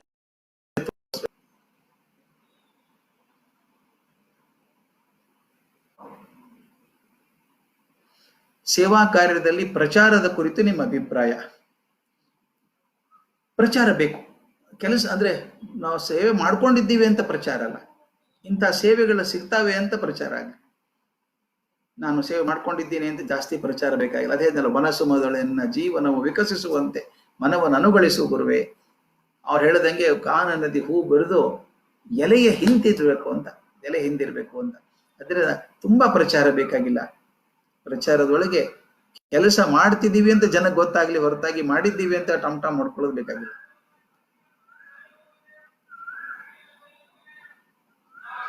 ಅದು ಕರೆಕ್ಟ್ ಆಗಿದೆ. ನಮ್ಮ ಕೇತ್ಮಾರನಹಳ್ಳಿ ಶ್ರೀಹರಿ ಅವರು ಹೇಳ್ತಾರೆ, ನಮ್ಮ ಊರಲ್ಲಿ ನಮ್ಮ ಶಾಲೆ ಸುಟ್ಟು ಹೋದಾಗ, ಆದದ್ದು ವಿದ್ಯಾವರ್ಧಕ ಸಂಘ ಶಾಲೆ ಸುಟ್ಟು ಹೋದಾಗ ಹಾಲು ಮಾರುವನ್ ಬಂದು ಅವತ್ತಿನ ಗಳಿಗೆ 11 ರೂಪಾಯಿನ ಕೊಟ್ಟು ಹೋಗ್ಬಿಟ್ಟ, ನಮ್ಮ ಶಾಲೆಗೆ ಇರ್ಲಿ ಸರ್ ತಗೊಳ್ಳಿ ಅಂತ. ಅದು ದಾನಪ್ಪ, ನಿಜವಾಗ್ಲೂ ದಾವ.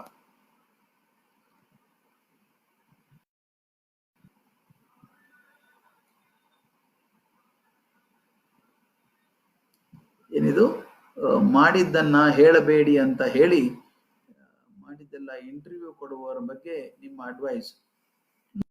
ನೋಡಲೇಬೇಡಿ ನೀವು ಅವನ್ನೆಲ್ಲ. ಯಾಕಂದ್ರೆ ಸೇವೆ ಮಾಡೋದಕ್ಕೆ ಪ್ರಚಾರ ಮಾಡಿ, ಅದೇ ಸೇವೆ ಮಾಡಿದ್ದನ್ನ ಪ್ರಚಾರ ಮಾಡ್ಕೋಬೇಡಿ. ಪ್ರಚಾರ ಬೇಕಿಲ್ಲ ಅಂದ್ರೆ ಅವಾಗೇನಾಗುತ್ತೆ, ಡೌಟ್ ಬರುತ್ತೆ ಜನರಿಗೆ, ಪ್ರಚಾರಕ್ಕೋಸ್ಕರ ಮಾಡ್ತಾರೋ ಹೇಗೆ ಅಂತ ಬರ್ತದೆ. How to build like minded team of selfless. Beautiful question. Narayan Jagirdar ಅಂತ. Please explain how to build like minded team of selfless workers. ವಿವೇಕಾನಂದರು ಹ್ಯಾಕ್ ಕಟ್ಟಿದ್ರು ಟೀಮು? ಅವರೊಂದು ಅದ್ಭುತ ಟೀಮ್ ತಯಾರು ಮಾಡಿದ್ರಲ್ಲ. ರಾಮಕೃಷ್ಣರು ಹ್ಯಾಕ್ ಕಟ್ಟಿದ್ರು? ಮೊದಲು ವಿವೇಕಾನಂದರು ಹಾಗೆ ಬದುಕ್ಬಿಟ್ರು. ಏನಾಗುತ್ತೆ ಗೊತ್ತಾ, ಜನ ಅಂತಾರೆ ಹುಚ್ಚ ಇದ್ದ ನೀವು, ಆಗಲ್ಲ ಬಿಡ್ರಿ, ಯಾಕೆ ಸುಮ್ಮನೆ ಮಾಡ್ತೀವ ನೀನು ಅಂತಾರೆ. ಅದಕ್ಕೆ ವಿವೇಕಾನಂದರು ಒಂದು ಮಾತು ಹೇಳ್ತಾರೆ, ದಯವಿಟ್ಟು ನಿಮ್ಮ ಮನಸ್ಸಲ್ಲಿ ಇರಲಿ ಸ್ನೇಹಿತರೆ, you are all young people and very useful to you. ಹೇಳ್ತಾರೆ 3 R's ಅಂತ, 3 R ಇದಾವೆ ಅಂತ. ಏನೋ ಕೆಲಸ ಮಾಡ್ಬೇಕು ಅಂತ ನನ್ನ ಮನಸ್ಸಿಗೆ ಬಂತು, ಮಾಡ್ಬೇಕು ಅಂತ ಹೊರಟೆ. ಏನ್ ಮಾಡ್ತಾರೆ ಗೊತ್ತಾ ಜನ? First people reject you.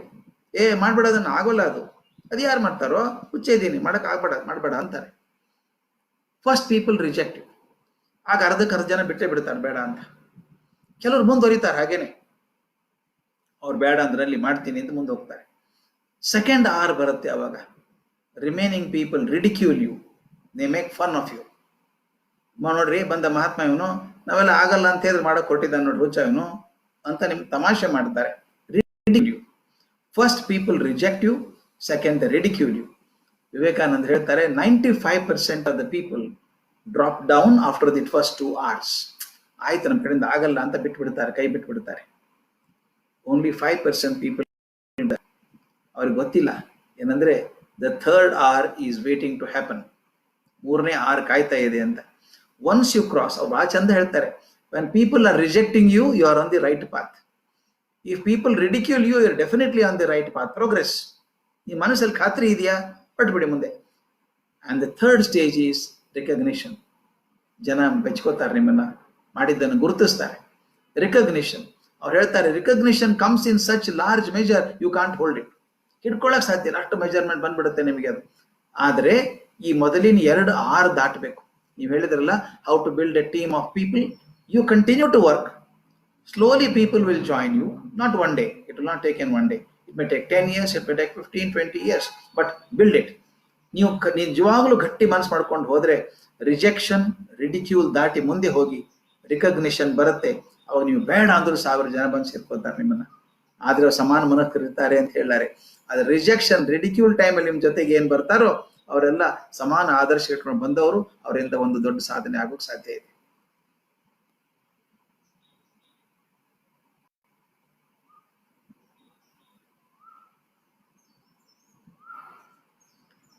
ನಿಮ್ಮ ಅಭಿಪ್ರಾಯದಲ್ಲಿ ಇಂದಿನ ಭಾರತದ ಪಥ ಸರಿಯಾಗಿ ಸಾಗುತ್ತಿದೆ ಅನಿಸುತ್ತಾ? ನಮ್ಮಂತ ಯುವ ಸಮಾಜದ ಮುಂದಿರುವ ಈಗಿನ ಜವಾಬ್ದಾರಿಗಳೇನು ಸರ್? ಬಹಳ ಚೆಂದ. ನನ್ನ ಪ್ರಕಾರ ಈಗ ಭಾರತ ಸರಿಯಾಗಿ ವಿಚಾರ ಮಾಡ್ತಿದೆ ಅಂತ ಅನಿಸುತ್ತೆ ನನಗೆ. ಕೊರೋನಾ ನಿಗ್ರಹ ಮಾಡಿದ ರೀತಿನೇ ನೋಡಿ. ಅಮೆರಿಕ ಮೊಳಕಾಲು ಊರು ಕೂತ್ಕೊಂಡಿದೆ. Spain, Italy best medical facilities ಅಂತ ಬೋಸ್ಟ್ ಮಾಡ್ಕೊಳ್ಳೋ ಕಂಟ್ರಿಗಳೆಲ್ಲ ಮೊಳಕಾಲು ಊರು ಕೂತ್ಕೊಂಡಿದೆ. 130 ಕೋಟಿ ಜನಸಂಖ್ಯೆ ಇರುವಂತ, ಅದರಲ್ಲಿ ಸಾಕಷ್ಟು ಅನಕ್ಷರಸ್ಥರಿರುವಂತ ಈ ಜನಸಂಖ್ಯೆ ಇರುವ ದೇಶವನ್ನ ಈ ಪರಿ ನಿಭಾಯಿಸೋದು ಕಷ್ಟದ ಕೆಲಸ. ನಾನು ನಿಜವಾಗ್ಲೂ ಹೇಳ್ತೀನಿ, ನಾವು ನಿಜವಾಗ ಮೆಚ್ಚಬೇಕಾದದ್ದೇ ನಾಯಕತ್ವವನ್ನು. ಈಗ ಸರಿಯಾಗಿದೆ. ದುರ್ದೈವ ಇದು, ಸ್ವಲ್ಪ ಬಂದು ಹಿಂದೆ ಹೋಗ್ತದೆ, ಸ್ವಲ್ಪ ಮತ್ತೊಂದು 4 ವರ್ಷ ಹಿಂದೆ ಹೋಗ್ತದೆ ದೇಶ ಹಣಕಾಸಿನ ವಿಷಯದಲ್ಲಿ. ಆದರೆ ನಮ್ಮ ಕೆಲಸ ಏನು, ಯುವ ಸಮಾಜದ್ದು? ನನಗೆ ಹೋಗ್ತಿರೋ ದಾರಿ ಸರಿ ಇದೆ ಅಂದಾಗ I should give an unconditional support. Unconditional support. ನಾನು ಕೆಟ್ಟ ಮಾತಾಡಬಾರ್ದು. ಈ ಸುಳ್ಳು ಮಾತು ಬರ್ತಾವಲ್ಲ, ಈ ಗಾಳಿ ಸುದ್ದಿಗಳು ಅಂತ, ಗಾಳಿಯಲ್ಲಿ ಇರೋದದು. ಅದು ಎಷ್ಟು ಮನಸ್ಸನ್ನು ಹಾಳು ಮಾಡ್ತಾವೆ ಅಂದ್ರೆ ಸುಮ್ಮನೆ ಸುದ್ದಿ ಎಬ್ಸೋದು, ಸುಮ್ಮನೆ ಮಾತಾಡೋದು. ಆಗ ನಾವು ಮಾಡಬೇಕಾದದ್ದು ಅದು ಅಲ್ಲ ಅಂತ ಹೇಳ್ಬೇಕು. ಇದು ಸರಿ ಇದೆ, ಇದು ಸರಿ ಇದೆ ಅಂತ ವಿಚಾರ ಮಾಡಿ ವಿವೇಚನೆ ಅಂತ ಹೇಳಿದ್ನೆಲ್ಲ ಬಳಸ್ಕೊಂಡು ಯಾವ್ದು ಸರಿ ಇದೆ ಅನ್ನೋ ಜನರಿಗೆ ಮುಟ್ಟಿಸ್ಬೇಕು. ನಮಗೆ ಶಕ್ತಿ ಇದೆ, ಯುವಕರು ನಾವು, ನಮಗೆ ಶಕ್ತಿ ಇದೆ. ಎರಡು ಇದ್ದಾಗ ಸಂಕೋಚ ಬೇಡ. ಕೆಲಸ ಒಳ್ಳೇದಾಗ್ತಿದ್ರೆ ಒಳ್ಳೇದಾಗ್ತಿದೆ ಅಂತ ಬಾಯಿ ಬಿಟ್ಟು ಹೇಳೋಣ. ಗಾಳಿ ಸುದ್ದಿ ಎಬ್ಸೋರು ನಿಲ್ಸೋಣ, ಅಷ್ಟು ಮಾಡಿಸೋಣ ಸಾಕು.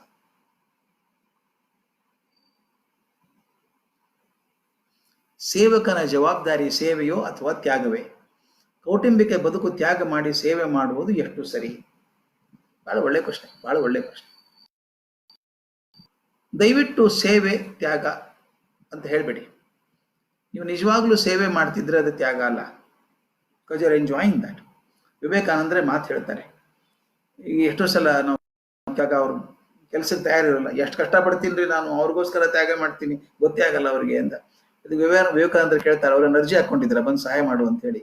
ಇಲ್ಲ, you enjoy doing that, right? If you enjoy doing it, is not sacrifice. You getting the benefit out of it. Enjoyment ಇದೆಯಲ್ಲ, ಆದ್ರಿಂದ ತ್ಯಾಗ ಅನ್ಬೇಡಿ. ಸೇವೆ ಅನ್ನೋದಿದ್ದು ಸೇವೆನೇ ಅದು. ಆದ್ರೆ ಒಂದು ಪ್ರಶ್ನೆ ನೀವು ಕೇಳೋದು, ಕೌಟುಂಬಿಕ ಮಾಡಿ ಸೇವೆ ಮಾಡೋದು ಎಷ್ಟು ಸರಿ? ಅಲ್ಲಿ ಮಾಡೋಕೆ ಒಂದು ತೂಕ ಮಾಡಿ. ನಿಮ್ಮ ಮನೆಗೆ ಹುಟ್ಟಿದೆ, ನೀವು ಬಿಡೋದು ಅವಶ್ಯಕತೆ ಇದೆಯಾ?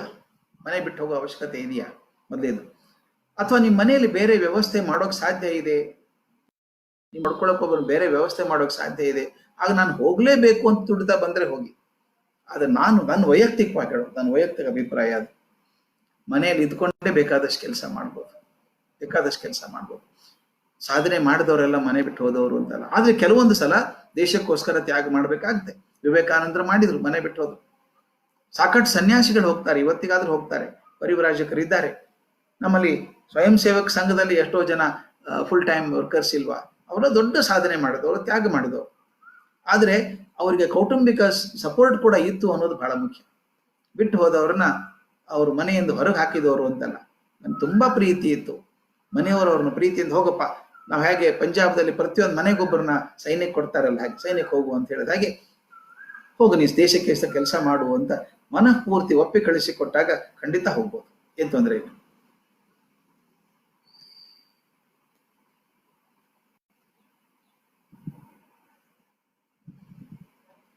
ನೀತಿ ನೆಲೆಗಟ್ಟಿಲ್ಲದ ಶ್ರೀಮಂತರಾಗಿ ಅಧಿಕಾರಿಗಳಾಗಿ ನೈತಿಕತೆಯನ್ನೇ ಉಸಿರಾಗಿಸಿಕೊಂಡವರು ಬಡತನದ ಬೇಗೆ ಅನುಭವಿಸುವ ಚಿತ್ರಣವಿರುವ ಈ ಸಂದರ್ಭದಲ್ಲಿ ಮುಂದಿನ ಪೀಳಿಗೆಗಳು ಜೀವನದಲ್ಲಿ ಮುಖ್ಯ ಎಂಬುದನ್ನು ಅರ್ಥ ಮಾಡಿಸೋದು ಹೇಗೆ? ಕರೆಕ್ಟ್. ನಾನು ಆಗ್ಲೇ ಹೇಳಿದ್ನಲ್ಲ, ಈ ಒಂದು ಹುಚ್ಚಿ ಹೊಳೆಯಲ್ಲಿ ಹೋಗ್ತಾ ಇದ್ವಿ ನಾವು, ಹಣದ ಹೊಳೆಯಲ್ಲಿ ಎಲ್ಲರೂ ಹಣ, ದುಡ್ಡು ದುಡ್ಡು. ನಾನು ನೋಡಿದ್ದೀನಿ ಎಷ್ಟೋ ತ್ಯಾಗಿಗಳು ಅನ್ಸ್ಕೊಂಡವರು ಒಂದು ಸಲ ಟಕ್ಕಂತ ವಿಧಾನಸೌಧ 3ನೇ ಅಂತಸ್ತಿಗೆ ಹೋಗ್ಬಿಡ್ತಾರೆ. ಹಣ ಬೇಕು, ಅಧಿಕಾರ ಬೇಕು. ಅವರೆಲ್ಲ ತ್ಯಾಗ ಮಾಡಿದವರಲ್ಲ ಅಂತ ಅನ್ಸುತ್ತೆ ನನಗೆ, ಯಾವುದೋ ಕಾರಣಕ್ಕೆ. ಆದ್ರೆ ಮುಂದಿನ ಪೀಳಿಗೆಗೆ ಮೌಲ್ಯ ಬರೋದು ಯಾವಾಗ ಗೊತ್ತಾ? ಈ ಹಣ ಇದ್ದವರು ತ್ಯಾಗ ಮಾಡಿದವರು ತೂಕ ಬರುತ್ತೆ ಮುಂದೆ. ಯಾರಿಂದ ಹೆಚ್ಚು ಪ್ರಯೋಜನ ಆಯಿತು ಸಮಾಜಕ್ಕೆ ಅಂತ ಜನ ನೋಡ್ತಾರೆ. ನೋಡಿದಾಗ ತ್ಯಾಗ ಮಾಡಿದವರಿಂದ ಹೆಚ್ಚು ಲಾಭ ಆಯಿತು ಅಂದಾಗ ಅವ್ರು ಮಾದರಿ ಆಗ್ತಾರೆ. ಈಗ ನಾವೇ ಮಾದರಿ ಹೇಳಲ್ವಾ? ಯಾರು ಮಾದರಿ ಹೇಳ್ತೀವಿ ನಾವು? ಕಲಾಂ ಹೇಳ್ತೀವಿ. ಕಲಾಂ ಮಾದರಿ ಯಾಕೆ ಹೇಳ್ತೀವಿ ನಾವು? ರಾಷ್ಟ್ರಪತಿ ಆದ್ರೂ ಕೂಡ ಮಣ್ಣಿನ ವಾಸನೆ ಮರಿಲಾರದಂತಹ ಮನುಷ್ಯ. ಆದ್ದರಿಂದ ಅವ್ರು ನೆನ್ಸ್ಕೋತೀವಿ. ಈಗ ನಾನು ಸಣ್ಣ ಪ್ರಯೋಗ ಮಾಡಿದ್ದೆ, ನೀವು ದಯವಿಟ್ಟು ಮಾಡಿ ನೋಡಿ. ರವಿ ವರ್ಮಾ ಅವ್ರು ಹೇಳ್ತಾ ಇರೋದು, ನಾನೊಂದು ರಾಜ್ಕೋಟದಲ್ಲಿ ಒಂದು 50 ಜನ CBSE ಸ್ಕೂಲ್ ಪ್ರಿನ್ಸಿಪಲ್ಸ್ ಇದ್ರು ನನ್ನ ಜೊತೆಗೆ. ಅವ್ರು ವರ್ಕ್ಶಾಪ್ ಮಾಡ್ತಾ ಇದ್ದೆ.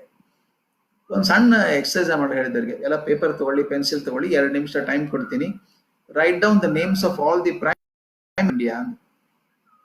ನಾನೇನು ಅಮೆರಿಕದ ರಾಷ್ಟ್ರಪತಿ ಕೇಳಿಲ್ಲ, 45 ಬರಿಬೇಕು ಅವ್ರು. ಭಾರತದ ಪ್ರಧಾನಮಂತ್ರಿ ಹೆಸರು ಬರೀರಿ ಅಂತ ಹೇಳಿದೆ.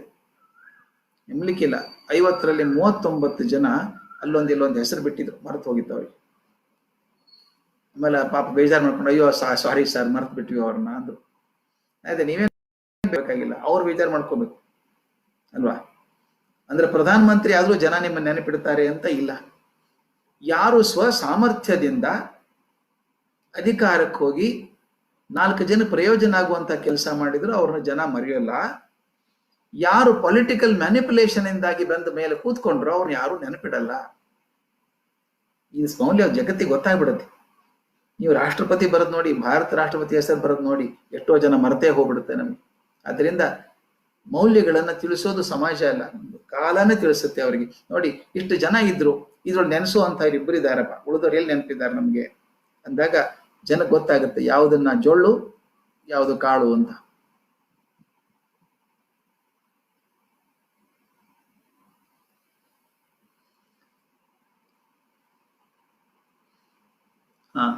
How to stay motivated while working in social sector, ಬಹಳ ಮುಖ್ಯ ಪ್ರಶ್ನೆ ಇದು. ಮೋಟಿವೇಶನ್ ಹೊರಗಡೆಯಿಂದ ಬರೋಲ್ಲ. ಒಂದು ಮಾತು ಹೇಳ್ಬಿಡ್ತೀನಿ, ಇದೆಯಾ ಇಲ್ಲ ಗೊತ್ತಿಲ್ಲ ನನಗೆ. I don't know how much time I have. ಅದು ಹೇಗೆ ಅಂತ ಗೊತ್ತಾಗ್ತಾ ಇಲ್ಲ. ಅದು ಗೊತ್ತಾಗೋದಿದ್ರೆ ಹೇಗಾದ್ರು ಮೆಸೇಜ್ ಕೊಡ್ಬೋದಾ ನೋಡಿ, ಯಾಕಂದ್ರೆ I should not hold you on for unnecessary too long a time. ಇದು ಬಹಳ ಇದ್ದಾರೆ ಅವರು, ಅದಕ್ಕೆ ಅದು ಹೇಳಬೇಕು. How to stay motivated. Motivation does not come from outside. Yeah, you may get some successful stories, life stories ಸಿಗ್ಬೋದು, ಮಾದರಿ ಸಿಗ್ಬೋದು ನಿಮಗೆ. ಆದ್ರೆ ಮೋಟಿವೇಶನ್ ಅನ್ನೋದು ಒಳಗಿಂದಾನೇ ಬರಬೇಕು, ಹೊರಗಡೆ ಬರೋದಿಲ್ಲ. ಜಿಗ್ಲರ್ ಅಂತ ಒಬ್ಬ ಇದ್ದಾನೆ ಅಮೆರಿಕದಲ್ಲಿ. ದಯವಿಟ್ಟು ನೀವು ಅವ್ರದ್ದು ಸಿಕ್ಕರೆ ವೆಬ್ಸೈಟ್ಗೆ ಹೋಗಿ ತಗೊಳ್ಳಿ. ಜಿಗ್ಲರ್ ಅಂತ, ZIGGLAR. ಆತನೊಂದು 8 ಸಲ ಭೇಟಿ ಆಗಿರ್ಬೇಕು ನಾನು ಅಮೆರಿಕದಲ್ಲಿ. ಅದ್ಭುತ ಮಾತುಗಾರ, ಬ್ರಿಲಿಯಂಟ್ ಸ್ಪೀಕರ್. ಆತ ಹೇಳದಂತಾನೆ, I want to create something that I wish to feel. ಅದು ಸೆಂಟೆನ್ಸ್ ಬದಲಾಯಿಸೋಕೆ ಸಾಧ್ಯ ಇಲ್ಲ ನಾನು. I want to create something wish to feel. I want to feel good. If I want to feel good, it is my job to create goodness around me. If I want to feel happy, it is my job to create happiness around me. ನಿಮ್ಮಲ್ಲೇ ನೋಡಿ ಸ್ನೇಹಿತರೆ ಹೇಗಿರ್ತದೆ ಅಂತ, ಬಹಳ ಚೆನ್ನಾಗಿರ್ತದೆ.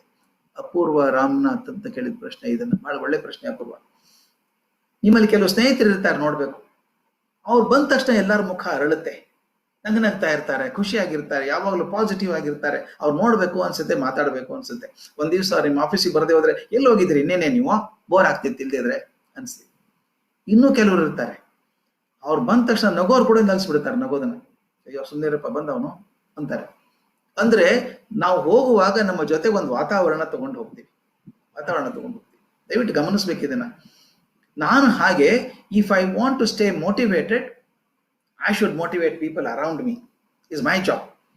If I feel happy, ಅದಕ್ಕೆ ಅವ್ನು ಶೀಘ್ರ ಬಹಳ ಚೆನ್ನಾಗಿ ಹೊರಟಾಗಿ ಹೇಳ್ತಾನೆ, ಮಾತು ಹೊರಟ ಅವ್ನು ಹೇಳ್ಬೇಕಾದ್ರೆ ಅವ್ನು ಹೇಳ್ತಾನೆ, do you think your a football, you go and get air pumped in to you every weak.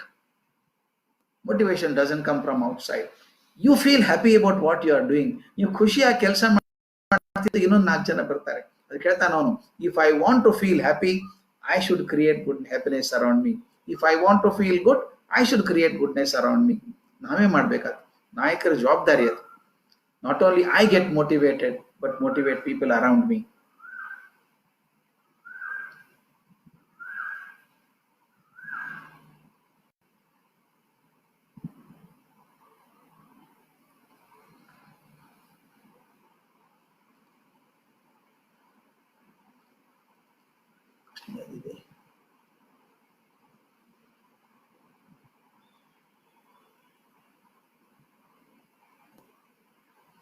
How can individuals like me can reach out to you for some clarifications? ಏನು ತೊಂದರೆ ಇಲ್ಲ, ನಾನು ಇಮೇಲ್ ಐ ಡಿ ಇದೆ, email I D ಕಳಿಸ್ಬಿಟ್ರೆ ನಾನು ಉತ್ತರ ಬರೀತೀನಿ, ಖಂಡಿತ ಬರೀತೀನಿ. ಮನೆಯಲ್ಲಿರುವ ವಿದ್ಯಾರ್ಥಿಗಳಿಗೆ ನಿಮ್ಮ ಸಲಹೆ, ಅದು ಕಡೆದು ಹೇಳ್ಬಿಡ್ತೀನಿ ಲಾಸ್ಟ್ ಅಲ್ಲಿ. ಮನೆಯಲ್ಲಿರುವಂತಹ ವಿದ್ಯಾರ್ಥಿ ದಯವಿಟ್ಟು ಡಿಮೋಟಿವೇಟ್ ಆಗಬೇಡಿ.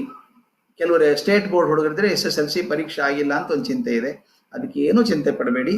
ಇದು ಕೊರೋನಾ ಹಾವಳಿ ಹೋದ ತಕ್ಷಣ ನಿಮ್ಗೆ ಟೈಮ್ ಕೊಡ್ತಾರೆ, ಪರೀಕ್ಷೆ ಮಾಡ್ತಾರೆ, ಏನೂ ವರಿ ಮಾಡಬೇಡಿ. ಆದರೆ ಸ್ಟೇ ಫೋಕಸ್ಡ್. ಒಂದ್ಸಲ ಪರೀಕ್ಷೆ ಯಾವಾಗ ಅಂತ ಗೊತ್ತಿಲ್ಲದೆ ಹೋದಾಗ, ನಮ್ಗೆ ಯಾವಾಗಲೂ ಅದನ್ನೇ ಗುರಿ ಇಲ್ಲದೆ ಹೋದಾಗ ಇದು ಬಿಗಿ ಹೋಗ್ಬಿಡುತ್ತೆ. ಹಾಗೆ ಮಾಡಬೇಡಿ. ಸ್ವಲ್ಪ ಟೈಮ್ ಓದಿ, ಎಷ್ಟೊಂದು ಓದೋದು ಅಂತ ಅಂತೀರಿ, ದಿನಕ್ಕೊಂದು 2 ತಾಸು ಓದಿ. ಉಳಿದದ್ದನ್ನ ಕ್ರಿಯೇಟಿವ್ ಆಗಿ ಕಳೀರಿ, ಸೃಜನಶೀಲವಾಗಿ ಕಳಿಬೇಕು. ಚಟುವಟಿಕೆಗಳನ್ನು ಮಾಡಿಸಿ, ಮಕ್ಕಳ ಕಡೆ ಮಾಡಿಸಿ. ಅದ ಸಣ್ಣ ನಾನು ಮೊನ್ನೆ ಮಾಡಿಸಿದ್ದೆ ನಮ್ಮ ಮನೇಲಿ, ಎಷ್ಟು ಚೆನ್ನಾಗಿತ್ತು ಗೊತ್ತಾ.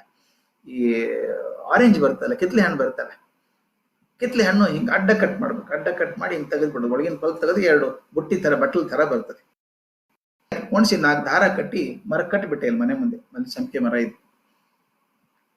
ನೀರು ಒಂದ್ರಲ್ಲಿ ಕಾಳು ಹಾಕಿಟ್ಬಿಟ್ಟೆ. ಪಕ್ಷಿಗಳಿಗೆ ಎಷ್ಟು ಚೆನ್ನಾಗಿದೆ ನೋಡಿ ಅದು. ಅದು ನೀರು ಕುಡಿಬಹುದು, ಆ ಸಿಪ್ಪೆನೂ ತಿನ್ಬಹುದು. ತಿನ್ಬಿಟ್ಟು ಚೆನ್ನಾಗಿರ್ತದೆ ಅದು ತಿನ್ನೋದಕ್ಕೆ. ತೆಂಗಿನಕಾಯಿ ಹೊಡಿತೀರಲ್ಲ, 2 ಪೀಸ್ ಆಗಲ್ವಾ ಅದು? 2 ಪೀಸ್ ಆಗುತ್ತಲ್ಲ. ಕೆಳಗಿಂದ ಒಂದು ರಬ್ಬರ್ ಬ್ಯಾಂಡ್ ಹಾಕಿ, 4 ದಾರ ಕಟ್ಟಿ ತೂಗು ಹಾಕಿ, ಫಸ್ಟ್ ಕ್ಲಾಸ್. ಎಷ್ಟು ಚೆನ್ನಾಗಿದೆ ಗೊತ್ತಾ. ಪ್ಲಾಸ್ಟಿಕ್ ಬಿಡ್ಬೋದಲ್ಲ ನಾವು, ಹಾಗಿದ್ರೆ ಚಟುವಟಿಕೆ ಮಾಡಿಸಿ ಹುಡುಗರಿಗೆ. ಅಥವಾ ಸಿಂಪಲ್ ಆಗಿ ನಿಮ್ಮ ಮನೆಯಲ್ಲಿ ಖಾಲಿ ಇರ್ತೀವಲ್ಲ, ಈ ಮನೆಯಲ್ಲಿ ಗ್ಲಾಸ್ ಒರೆಸೋದಕ್ಕೆ, ಅದೆಲ್ಲ ಟಿವಿ ಫ್ರೇಮ್ ಒರೆಸೋದಕ್ಕೆ, ಅದು ಕಾಲ್ಜೇನ್ ಅಂತ ತಂದು ಸ್ಪ್ರೇ ಮಾಡ್ತೀವಿ ನೀವು. ಅದೆಲ್ಲ ಯಾಕಬೇಕು?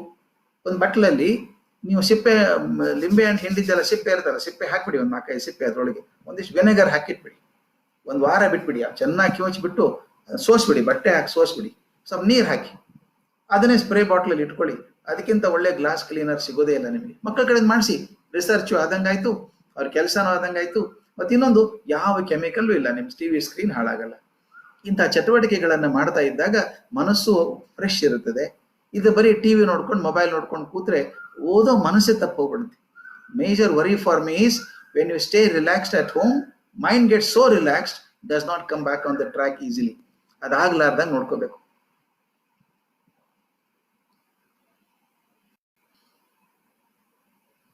ಮಾರ್ಕ್ಸ್ ಆಧಾರಿತ ಶಿಕ್ಷಣದಿಂದ ಸಮಾಜಕ್ಕೆ ಬದಲಾವಣೆ ಸಾಧ್ಯ ಇಲ್ಲ. ಖಂಡಿತ ಇಲ್ಲ.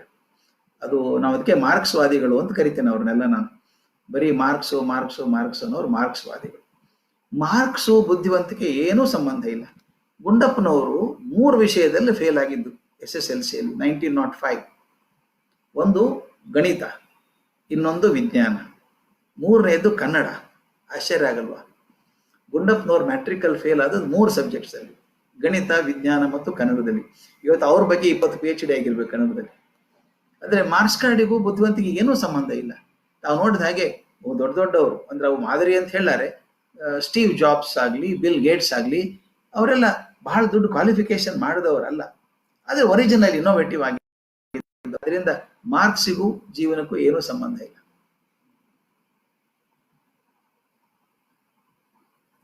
ಐ ಥಿಂಕ್ ಇಲ್ಲಿ ಸಾಕು ಅನ್ಸುತ್ತೆ. ಒಂದು ಲಾಸ್ಟ್ ಕ್ವೆಶನ್ ಕೇಳ್ಬಿಡ್ತೀನಿ, ಬಹಳ ಚೆನ್ನಾಗಿದೆ ಅದು.